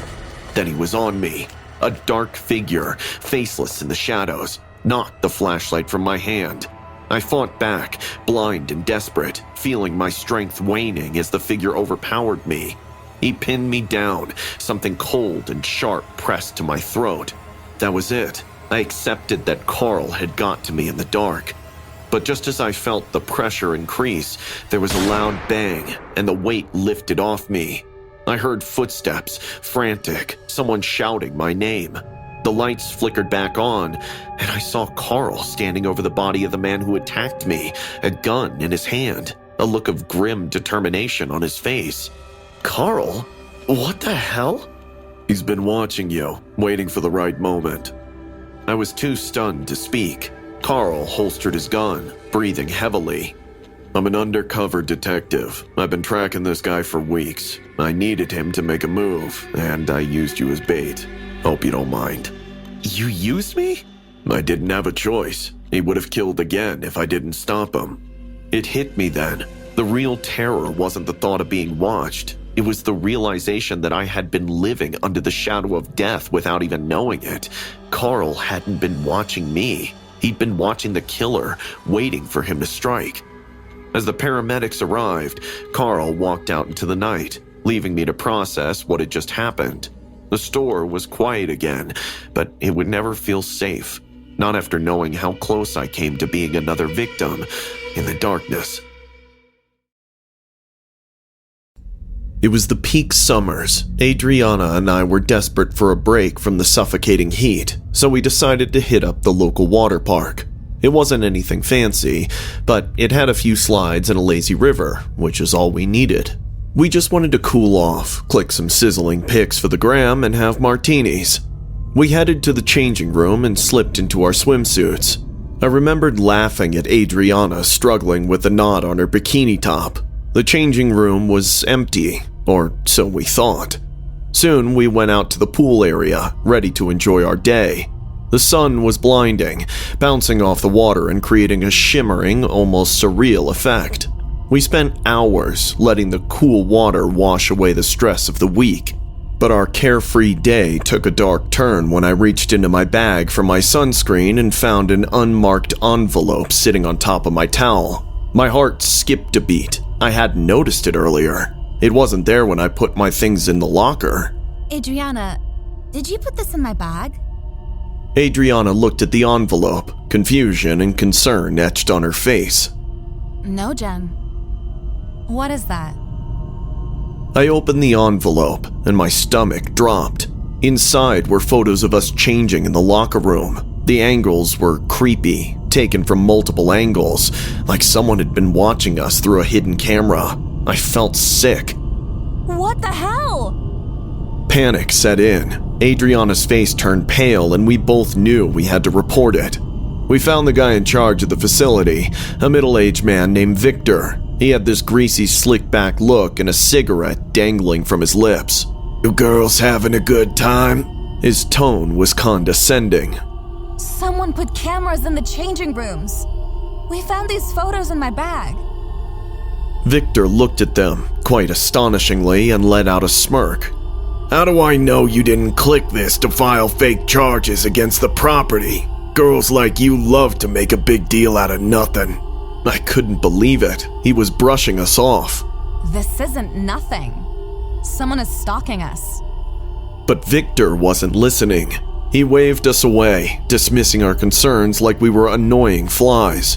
We stormed out, furious and terrified. We had no idea who was behind it or what they wanted. That's when the strange things started happening. My phone started receiving anonymous calls, but no one would speak on the other end. Just heavy breathing, like whoever it was enjoyed knowing they were scaring me. Then, when I reached the locker, I found my favorite red bra was missing. It had been there before we went to the office to file a complaint, and then Adriana rushed in with tears in her eyes, saying that she was certain that someone was following her. Let's leave. What if they upload our videos on the internet? We need to find the stalker and we need to find him right now. We decided to take matters into our own hands. We couldn't rely on Victor or anyone else to help us. We needed to catch this creep ourselves. So we set a trap. The plan was simple. We'd go back to the water park hoping to lure the creep out. Only this time, we carried our pepper sprays as well, hiding them under our swimsuits. The rush hour was dying down and many people had started to leave. We had left our bags out in the open, deliberately, hoping the stalker couldn't resist snooping through them. Adriana pretended to go to the washroom and hid behind a slide, while I went away and pretended to be busy applying lotion. Within a few minutes, a tall, bulky man passed by our bag and dropped in an envelope. I charged instantly, and by the time Adriana arrived, I was attacking him with pepper spray. My blood ran cold when he turned, and I realized that it was Victor himself.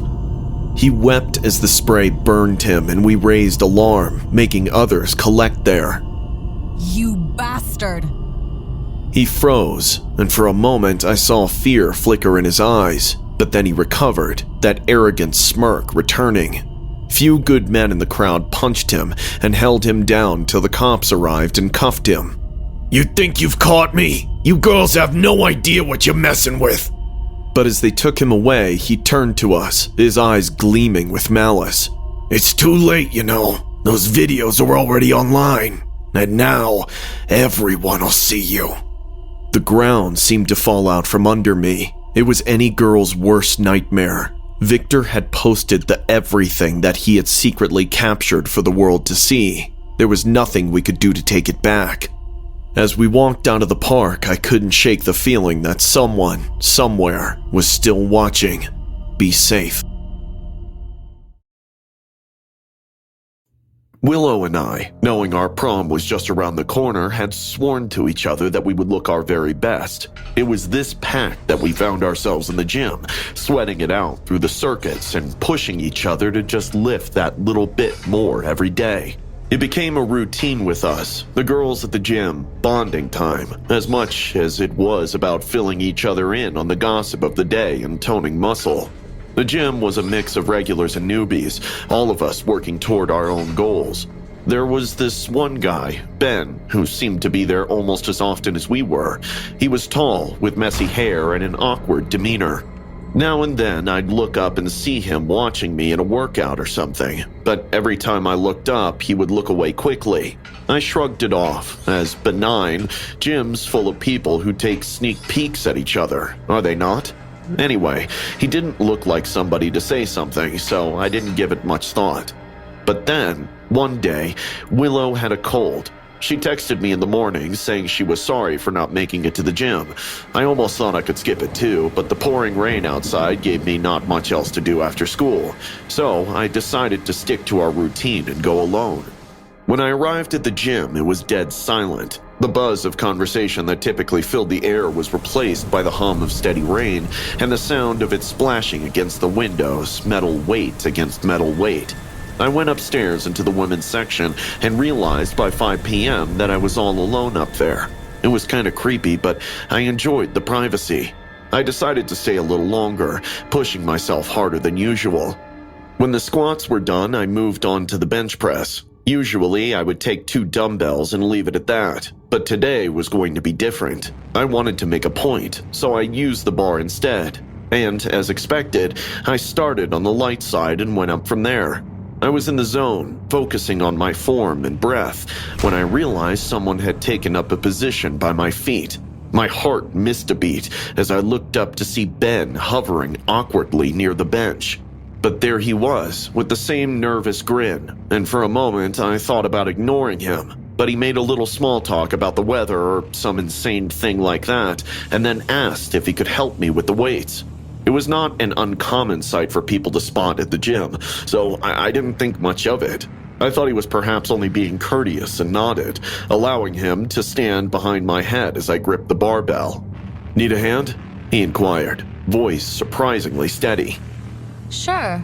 I replied, trying to keep it as casual as possible. Ben placed his hands on the bar and helped me lift it off the rack. It seemed fine at first. He added just a little more weight after every set of 5 reps, pushing me just a little farther than I was used to, but nothing too extreme yet. I could feel the burn in my arms, the kind of pain that seemed rewarding for a good workout. Then it got heavier. The barbell felt heavier than anything I'd ever lifted and fought against my muscles. You can handle it. I told myself just one more rep, but as I let down the bar, my arms wouldn't push it back up. Okay, I'm done. I said, fully expecting Ben to be able to assist me as I racked the barbell. Instead, he added more weight, and now his face was unreadable.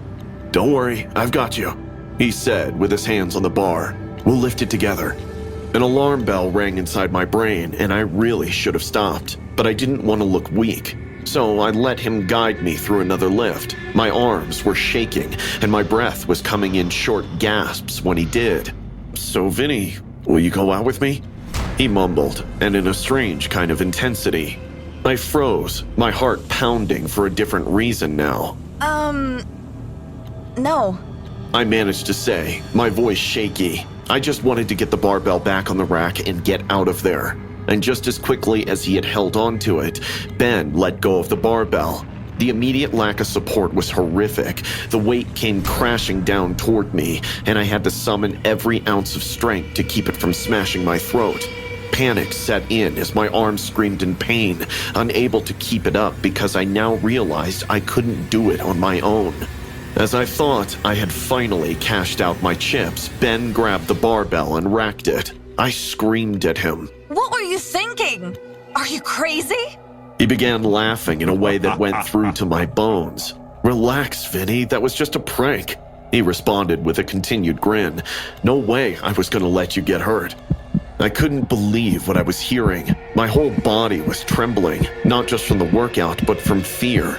This wasn't a joke. This was something else entirely. I didn't say a word as I quickly grabbed my things and bolted out of the gym. The rain outside was now a welcome cold shower compared to the heat of panic that had taken over. When I got home, I was still shaking. I told Willow everything, and she immediately wanted to report Ben, but I was terrified. What if he followed me and turned into some kind of crazy stalker? I couldn't risk it, so I begged her to let it go.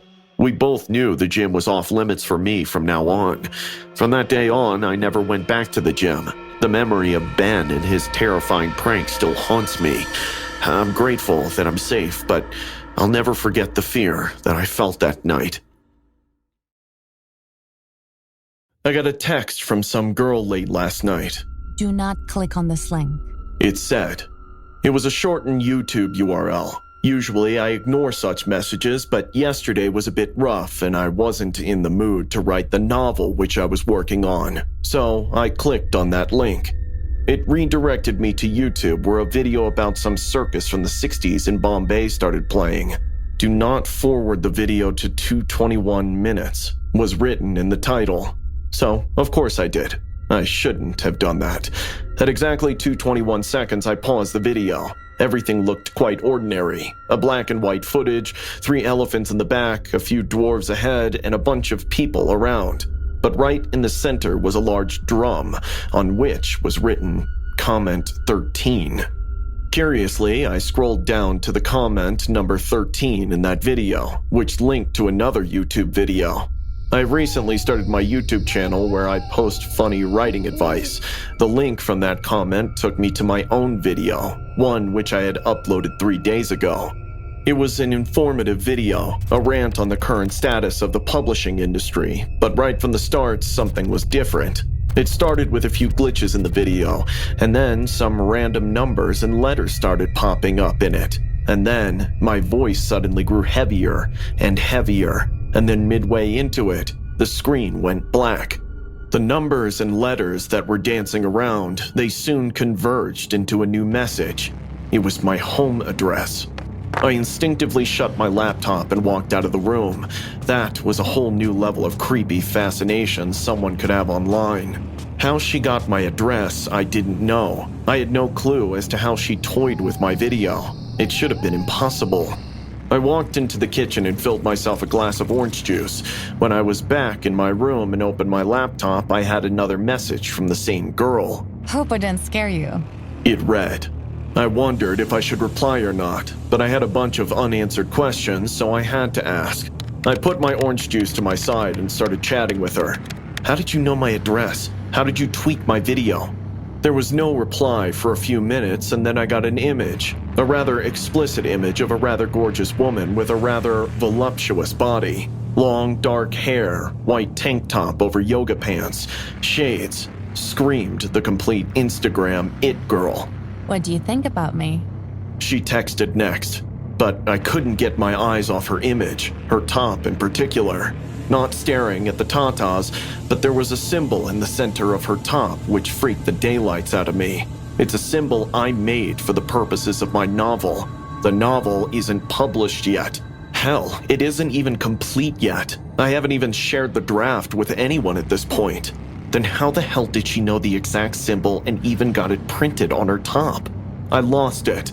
I barely abuse girls, but this time my messages started and ended with swears. I need answers. Tell me the answers. Don't be afraid, babe.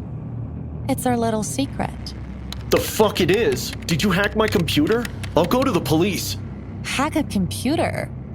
I barely even know how to work PowerPoint. How do you know my address? How did you get that symbol? I guessed. You guessed? Nostradamus just rolled in his grave. Tell me, who the hell are you and how are you doing this? I just want to be your friend, babe. Stop calling me that. Just answer my questions. I already told you the answer. What? Where? You didn't read the 13th comment on that YouTube video completely, did you? I was pissed off. I didn't even know if it was a girl or some scamster who was trying to blackmail me. I went through the entire process again and landed at that circus video, scrolled down furiously to the 13th comment. The last time I was at it, it just had the YouTube link to my tempered video. This time, there was a text. Don't scroll down to the 20th comment. I wondered how she was doing this. I scrolled down immediately to the 20th comment, which read, "Don't click on this link." I clicked on that link and arrived at my own blog from 7 years ago, on which there was a suggested edit now, which said, "Don't go into the edit logs of this blog." I rushed to the edit logs, just wanting this mystery to end, and it did. In the edit logs, a previous version of that answer existed, which just read this: "Thank you for the delicious orange juice."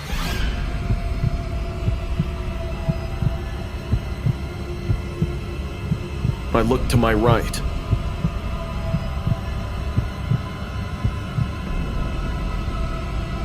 My glass of orange juice was empty, and I had not had a single drop of it.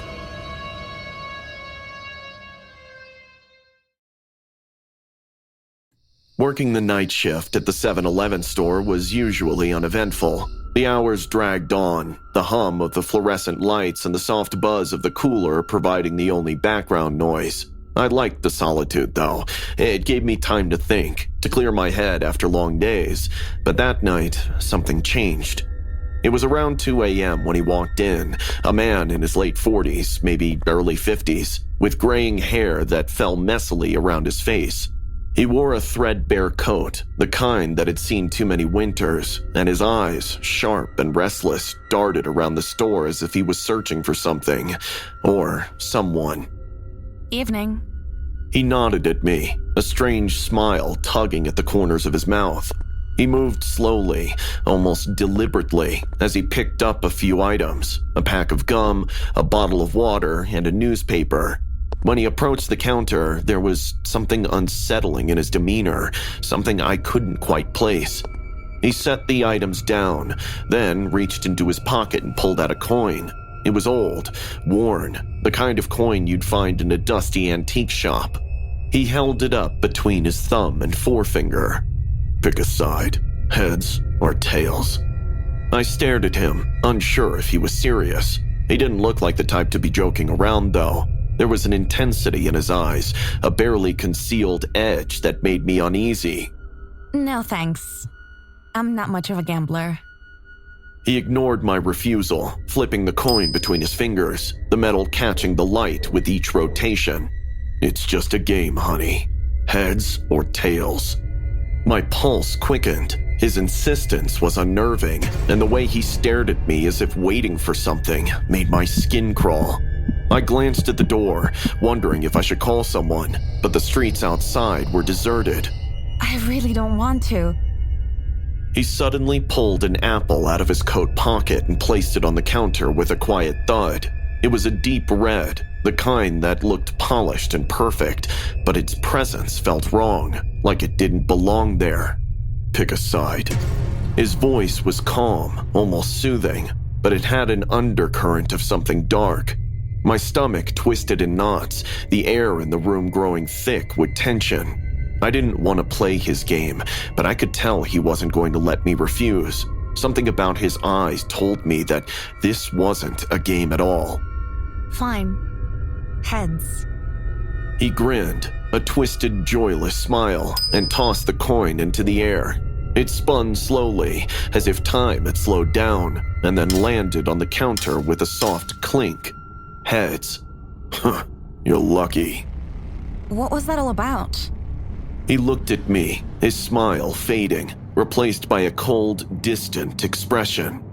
I used to be a gambler, obsessed with fate. This coin, it was my lucky charm. It won me my first $100, and then we never looked back. But one day, it betrayed me. I lost everything. Money, respect, my life. But then the coin told me, inflict pain upon everyone who laughed at me.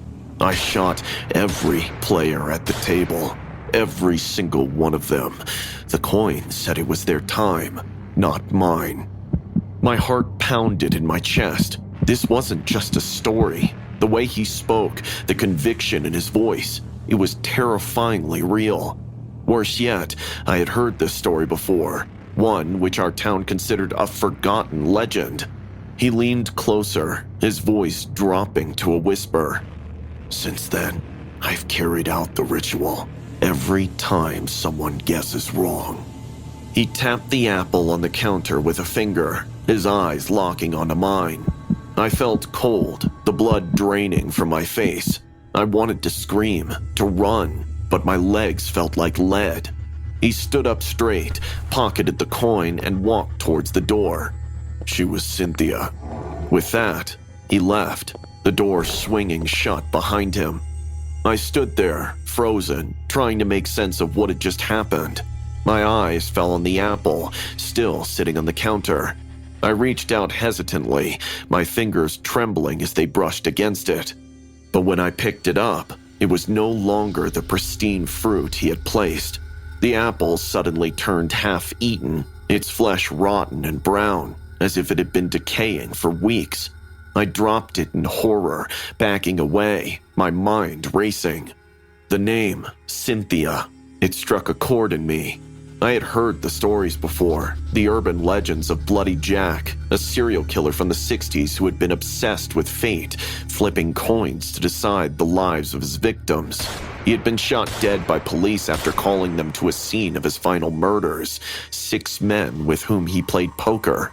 The police found him sitting by the bar, an apple in hand, waiting for them. The last word out of his mouth was his wife's name, Cynthia. My breath came in shallow gasps as I pieced it together. The man, the coin, the apple, they weren't just legends, but a reality. It's been 10 years since that Christmas Eve, but the memory of it still haunts me like a shadow that never leaves. I was just a kid back then, only 8 years old, and still reeling from the loss of my mom. She'd been everything to me. The warmth in our house, the laughter in the air. When she passed, it felt like the world had lost its color. That December, I did something I've never told anyone. I wrote a letter to Santa, asking him for just one thing, to bring back my mom again. I knew it was silly. I was old enough to doubt Santa's existence, but I was desperate. I wanted her back so badly it hurt. On Christmas Eve, I placed the letter on my windowsill. But that night, as I lay in bed, something strange happened. A shadow appeared on the wall, growing larger and darker until it took the shape of a man. No, not a man. It looked like Santa, but not the jolly figure I'd imagined. This shadow was tall, looming, its eyes glowing like embers in the darkness. "Santa?" The shadow nodded, though it didn't speak. I was terrified, but also hopeful. I didn't know what was happening, but I felt like my wish was about to come true. The shadow stretched out a hand, and suddenly she was there. My mom, standing at the foot of my bed. I could hardly believe it, but something was wrong. She wasn't the mom I remembered. Her skin was pale, almost white, like rice paper. Her eyes were dull, lifeless, and she didn't smile or speak, just stared at me with an intensity that made me shiver. But I didn't care. She was here. She was real. I jumped out of bed and hugged her, but she didn't hug me back. Her arms hung limply at her sides, cold as ice. "Mom, you're back. I missed you so much." She nodded slowly, her movements stiff. I tried to talk to her, to tell her about everything she'd missed, but she barely responded. When we went down for breakfast the next morning, she sat at the table, staring at the food but not touching it. I couldn't wait to see Dad's reaction, but it was strange. "Dad, isn't it great? Mom's back!" He looked at me, confused. "Ethan, what are you talking about?" That's when I realized that he couldn't see her. She was only visible to me. As the days passed, my mom started asking me for strange things. She wanted locks of my hair, bits of fabric from my clothes, even my favorite toys. Every time I gave her something, she seemed to become more lifelike. Her skin gained a faint blush, and her movements became smoother. But with each gift, something darker crept into her eyes, a twisted gleam that scared me. Mommy? Why do you need these things?" She didn't answer, just smiled a smile that didn't reach her eyes. And every night she would whisper to me in a voice that was not quite hers. Soon, Ethan. Soon. We'll be together forever. One night, she told me that we were going to celebrate her birthday. She led me to the living room, and what I saw there made my blood run cold. The room was filled with symbols I didn't understand, drawn in chalk on the walls and floor. Candles flickered in a circle around us, casting eerie shadows that danced like living things. "Mommy, what is this?" She smiled again, that twisted smile, and began chanting in a language I didn't recognize. The room seemed to close in around me, the air thick with the smell of burning wax and something else, something rotten.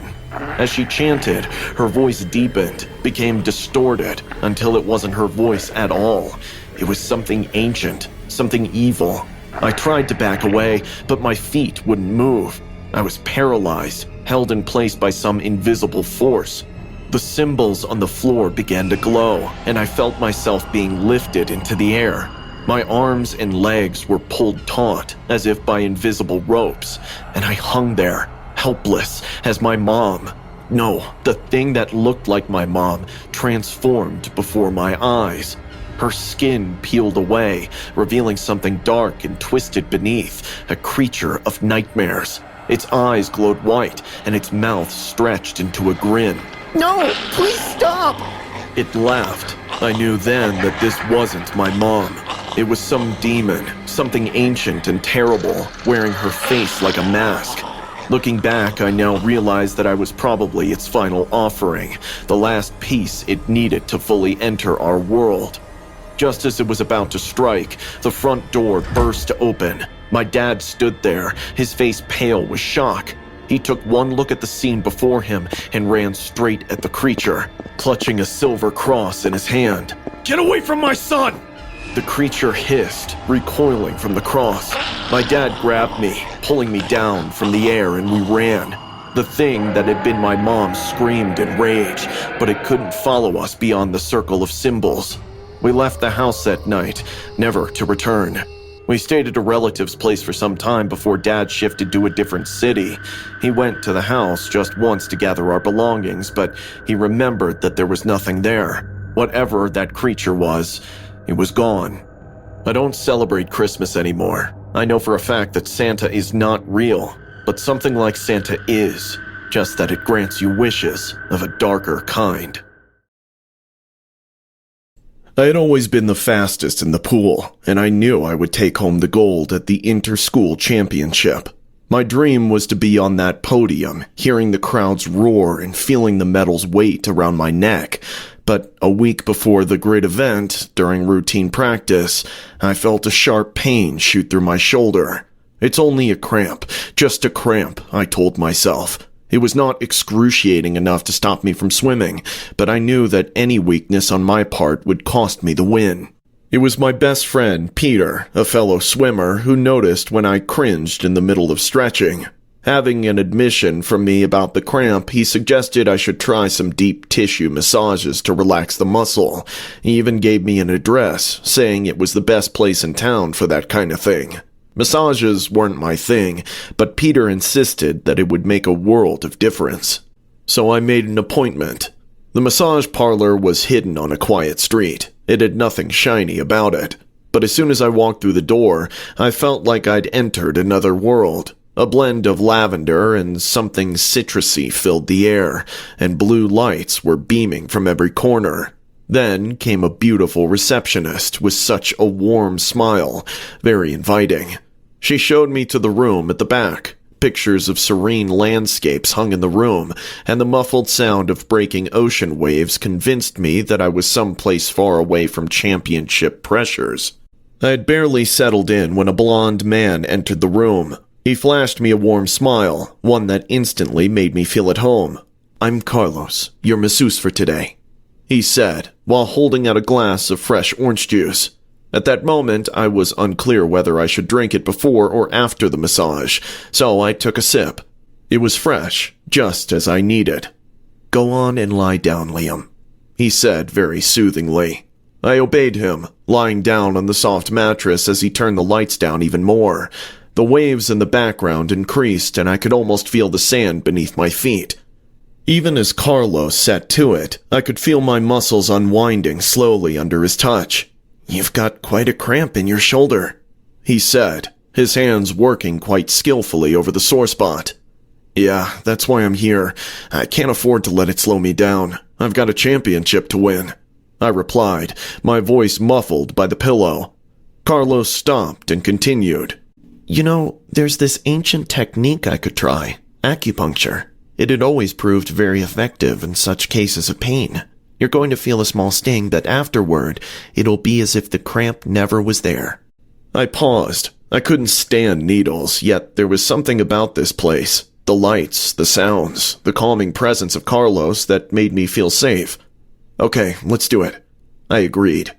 Carlos promised it wouldn't sting much, and it didn't. Just a small prick when he inserted the needle.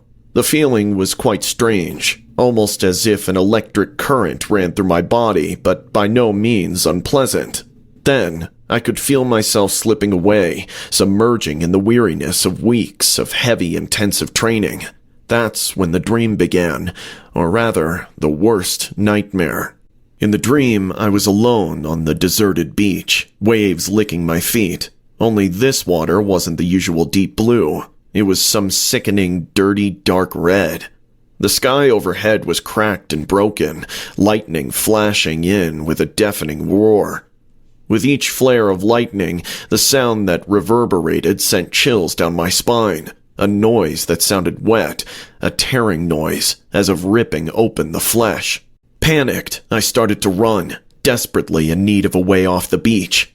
My feet pounded against the sand, but no matter how far I ran, I couldn't get away from the blood-red waves. Finally, I came across a figure on top of a lifeguard stand. It was Carlos, eating something, and as I drew closer, I realized with horror that it wasn't food. It was a human organ, blood dripping from his hands and mouth. Carlos shoot out a huge bloody grin, and I knew something isn't right. I shouted, my voice echoed along the deserted shore, and then I finally woke up. But I wasn't in the massage parlor anymore. Instead, I was lying in a hospital bed with a sharp, throbbing pain in my stomach. My parents were there, obviously terrified and relieved at the same time. What happened?" I croaked, my throat dry. My mother took my hand, tears in her eyes. When you didn't come home for 2 days, we called the police. They found you in the basement of a massage parlor, left to die. The memories came flooding back, and I realized with a sickening jolt that the dream wasn't just a nightmare. It was an echo of the horror I had endured. Carlos had drugged me on the very table and lowered me into the secret basement where they collected organs from unsuspecting victims. The police said that Carlos and his gang had been selling organs on the black market. They've been doing it for years, taking into account only the young people like us who would make no difference if we went missing for a few days. Peter, my so-called friend, was in on the game too, and brought kids like me into their parlor. They sent him to a juvenile prison, while the rest of the gang members are behind bars now. But it didn't matter to me, as I looked up into the ceiling from my bed in that goddamn hospital. I had lost a kidney, something you lose and can never get back. I'd lost the dream of the championship, replaced by a nightmare that had become my reality. But as I closed my eyes, I heard those waves. I would never forget the sound of those blood-red waves.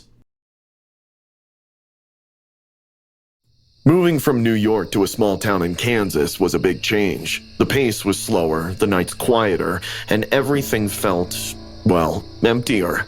But I needed the shift, a new job, a fresh start. One thing I wasn't willing to give up, though, was my gym routine. I'm a gym freak, and I take my workouts very seriously. So, naturally, finding a good gym was my top priority. I found one that met my expectations, a modest place with all the essentials. It wasn't fancy, but it had the equipment I needed, and it wasn't overcrowded. Usually I'd hit the gym around 6 p.m., but one night I got stuck at work late and didn't make it until 11 p.m. The place was almost deserted, just like the rest of the town. Only one other person was there, an older man who must have been in his 50s, maybe even older. He was ripped, massive biceps, broad shoulders, and a chest that looked like it had been chiseled out of stone. His hair was gray, and he had a beard to match. But it wasn't just his physique that caught my attention, it was the way he moved, with a confidence and ease that only comes from decades of dedication. I tried not to stare, but he caught me sneaking a look. What are you watching over there, kid? Come on, spot an old man. I hesitated for a moment, then walked over. There was something about him, a kind of old-school charm mixed with a strange intensity that I couldn't quite put my finger on. Sure thing, you got quite the setup here. He grinned and settled onto the bench press. I took my position behind him, hands ready to assist if needed. Been at this for years. Competition, strict diets, no steroids though. Be natural and you'll live a long life. There was a sincerity in his voice that made me believe every word. He pushed the barbell with steady, controlled movements, and I spotted him. After a few reps, he racked the weight and sat up, wiping the sweat from his brow. You got a good smile, young man. You have my blessings. Tomorrow's gonna be a good day for you. I didn't know what to say, so I just thanked him and finished my workout. Something about him lingered in my mind, though. He wasn't just fit, he was almost ageless, like he had discovered some secret to life that the rest of us were missing. The next day, I went about my business, but then, during lunch, something strange happened. A woman I'd been locking eyes with at the coffee shop finally came up to me. She was flirtatious, her voice playful as she complimented my smile. I've seen you around. You have the kind of smile that makes a girl want to know more. We spoke for close to an hour and exchanged numbers. I was taken aback, but I remembered the old man's words from that night before. Tomorrow's gonna be a good day for you. Was this what he meant? That evening, excited and curious, I headed back to the gym. I wanted to thank him to see if he had more of those cryptic predictions. But when I arrived, the gym wasn't empty like the night before. 3 other people were there, but the old man was nowhere to be seen. I approached one of the guys who looked like a regular. Hey, do you know the older guy who works here? Gray hair, built like a tank? The guy looked puzzled for a moment, then his face paled. You don't mean Daniel, right? Man, he was a legend around here, but he died a few years ago. Heart gave out while he was benching, worded up too much. What's this about? I felt the blood drain from my face. No, that's impossible. I just spotted him last night. We talked. He was giving me advice about staying natural, saying tomorrow would be a good day. The guy's expression shifted from confusion to something darker, something closer to fear. He didn't believe me at first, but as I described more details, his skepticism turned into genuine concern. Together, we approached the front desk and convinced the security guy to pull up the footage from the night before. My heart pounded in my chest as we watched the grainy black and white video. There I was, alone, entering the gym, going through my routine. No sign of the old man. Then it got weirder. The tape showed me standing by the bench press, talking animatedly to nothing. No old man, just me, alone, acting like I was spotting someone invisible. What the hell? As we watched in stunned silence, something on the screen caught our eye. The barbell, the same one I had supposedly spotted Daniel on, started to move, lifting slowly into the air on its own. It hovered for a moment, then dropped back onto the rack with a clang that made us all jump.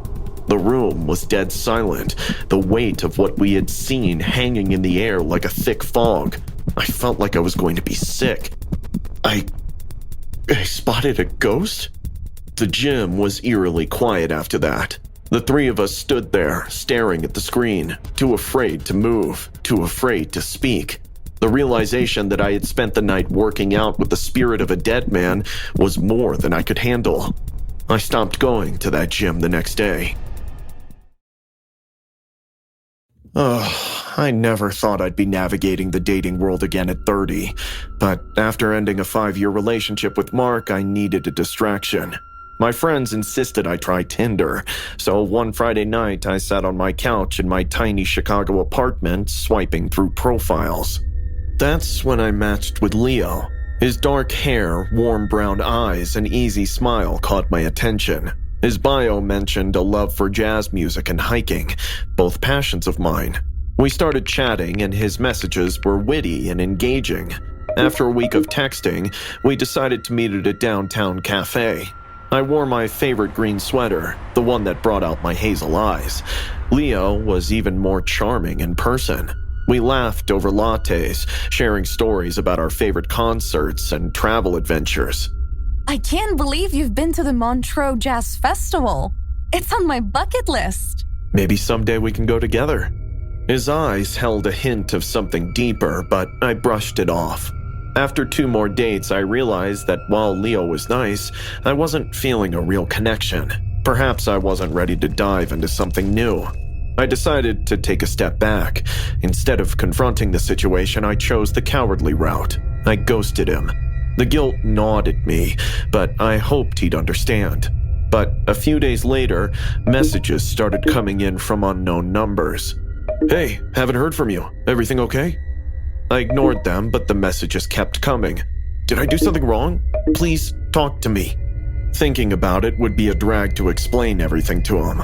I blocked the numbers, but one morning I found a piece of paper tucked under my car's windshield wiper. I miss seeing your smile. My stomach dropped. How did he find my car? I parked 2 blocks away from my apartment specifically to avoid parking fees and thought it was anonymous enough. That evening, I found another note taped to my apartment door. We should talk. I scanned the hallway, but it was empty. The hairs on the back of my neck stood up. I double-checked that I locked the door behind me. This is getting out of hand.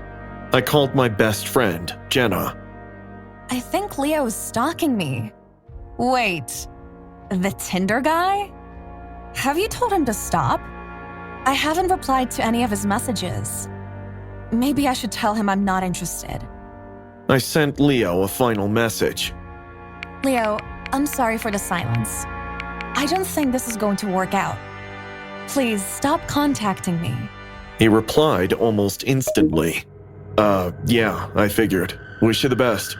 His response was puzzling, but if it meant that he would stop following me, it was good. Over the next week, I found my mailbox stuffed with letters, all in the same handwriting. You're making a mistake. We belong together. Don't ignore me. One night, as I walked home from the train station, I felt someone watching me. Footsteps echoed mine. I glanced back but saw no one. I quickened my pace, heart pounding, and reached my apartment building safely. At 2 a.m., my phone buzzed with a voicemail from another unknown number. You can't hide from me. Sleep was impossible. Every creak and groan of the building made me jump. I decided it was time to involve the authorities. At the police station, Officer Ramirez took my statement. Do you have any evidence that it's this Leo guy? I have the notes and voicemails. I believe it's him. We'll look into it. Feeling helpless, I started looking over my shoulder constantly. One morning, I found my car's windshield broken. That was the final straw. I installed security cameras at my apartment. That night, I settled into bed, clutching a baseball bat for comfort. Around midnight, a loud crash shattered the silence. My living room window was broken. A masked figure climbed through, and just as I nervously peered out, he lunged at me. Adrenaline surged. I swung the bat, connecting with his arm. He grunted but grabbed me, wrestling the bat away. I kicked and screamed, desperately trying to break free. In the struggle, I managed to hit the panic button on my phone's security app. A siren blared, startling the intruder. He bolted out the door, and soon neighbors started opening their doors. Police cars arrived. Officers swarmed the area. Officer Ramirez approached me. They reviewed the security footage. Though the intruder was masked, a small tattoo peeked out from under his sleeve, a familiar design. Do you recognize this tattoo? My breath caught. That's Mark's tattoo. My ex-boyfriend. Confusion flooded me. The officers located Mark at his apartment. When they arrested him, he was wearing clothes matching the intruder's. At the station, the truth unraveled. Mark confessed to everything. He had installed a spyware in my phone and kept track of my meeting with Leo. But once I ghosted Leo, he intensified his efforts to scare me, hoping I'd run back to him for comfort. I had to make you see that you still need me. I was protecting you from the dangers out there. I felt sick. He looked at me with a twisted sense of righteousness. I did it for us. In the aftermath, restraining orders were filed. Jenna moved in temporarily to help me feel safer, but the betrayal cut deep. I deleted the dating apps and focused on rediscovering myself, picking up old hobbies, reconnecting with friends, and embracing solitude. Life moved forward, and so did I, one step at a time. Christmas used to be my favorite time of year. The lights, the music, the cold air filled with the promise of snow, it all used to make me feel like a kid again. But that was before last winter, before the night in the cabin that changed everything. Now, whenever the holiday season rolls around, I'm filled with a deep, gnawing dread, and it all comes down to one thing: Santa Claus. It started innocently enough. My girlfriend Molly, our friends Nancy and Buck, and I decided to rent a cabin in the woods for a cozy Christmas getaway. The place was straight out of a horror movie, wooden, creaky, and nestled in the middle of nowhere. Buck even joked that it gave off Evil Dead vibes. We all laughed it off, figuring every cabin in the woods felt that way. While Molly and Nancy struggled to get a fire going in the ancient fireplace, Buck busied himself with dinner preparations. I didn't have much to do, so I wandered around the cabin, taking in the rustic surroundings. That's when I heard it, a hollow thud beneath my foot as I stepped on a corner of the living room. Curious, I crouched down and noticed a small metal hook embedded in the wooden floor. "Hey guys, check this out," I called over, and soon all four of us were huddled around as I tugged at the hook. With a creak, a hidden trapdoor swung open, revealing a dark, musty basement beneath the cabin. None of us were particularly eager to explore it, but we were too intrigued not to. The basement was filled with the kind of old junk that you'd expect: rusted tools, moldy boxes, and broken furniture. But then, we found something strange. A cardboard box labeled Confidential. Inside were a bunch of old videotapes, each one marked with an asset code like Sub 10 and Sub 12.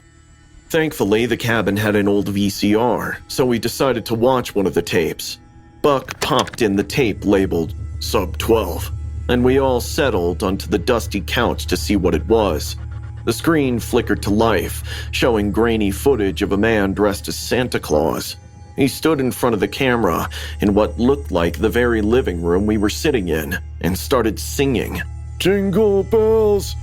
At first, we laughed at how bizarre and creepy it was, a Santa singing to an empty room in this creepy old cabin, but the laughter quickly died when Santa suddenly stopped singing.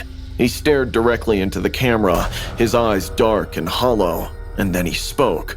"Oh, can you hear her crying?" We all froze. The room seemed to drop 10 degrees as Santa slowly panned the camera to the other side of the room. There, tied to a chair, was a woman. She looked terrified. Her clothes were torn, a large chunk of her hair was missing, and her eyes were wide with fear. My stomach turned, and I could hear Nancy gasp beside me. Santa began to hum the "Jingle Bells" tune again, this time more slowly, more sinisterly, as he picked up a chainsaw from the floor. He walked over to the woman, dragged her chair out of the camera's view. For a moment, the screen just showed the empty room, but the sounds were horrific. The roar of the chainsaw, the woman's screams, the sickening noise of flesh being torn apart. It was all too real. We sat there, paralyzed with horror, as the sounds finally died down. Then, Santa walked back into the frame, his suit and face now splattered with blood. He leaned in close to the camera, grinning. "Subject 12 deceased. Merry Christmas." The tape ended abruptly, leaving us in stunned silence. My heart was pounding, and I could feel the cold sweat on the back of my neck. Buck was the first to speak, his voice shaky. "The numbers on the tapes, they're not just tapes, they're women. He's numbered them as his subjects." We couldn't stay in the cabin another minute. We grabbed our things and left, not bothering to contact the owner. It was obvious that whoever rented out this cabin had something to do with these tapes, these murders. We drove straight to the nearest police station and handed over the tapes. What we learned there made my blood run cold. The tapes reopened an infamous 30-year-old cold case, the Christmas abductions. 15 women had gone missing in those woods or along the nearby highway, and no one had ever found them. The cabin's owner was questioned, but he denied knowing anything about the tapes. Whoever the man in the Santa costume was, he was still out there, living free, with no remorse for the lives he'd taken. That night changed me. Now, every time I see Santa Claus, I don't see a jolly man bringing gifts to children.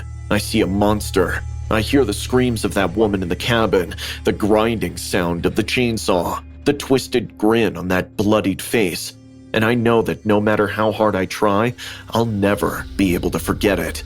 So when Christmas comes around, while others are hanging up stockings and decorating trees, I'm double-checking the locks on my doors and staying as far away from anything that resembles Santa Claus as I can, because I know the truth. Christmas can be a nightmare, and Santa is its darkest figure.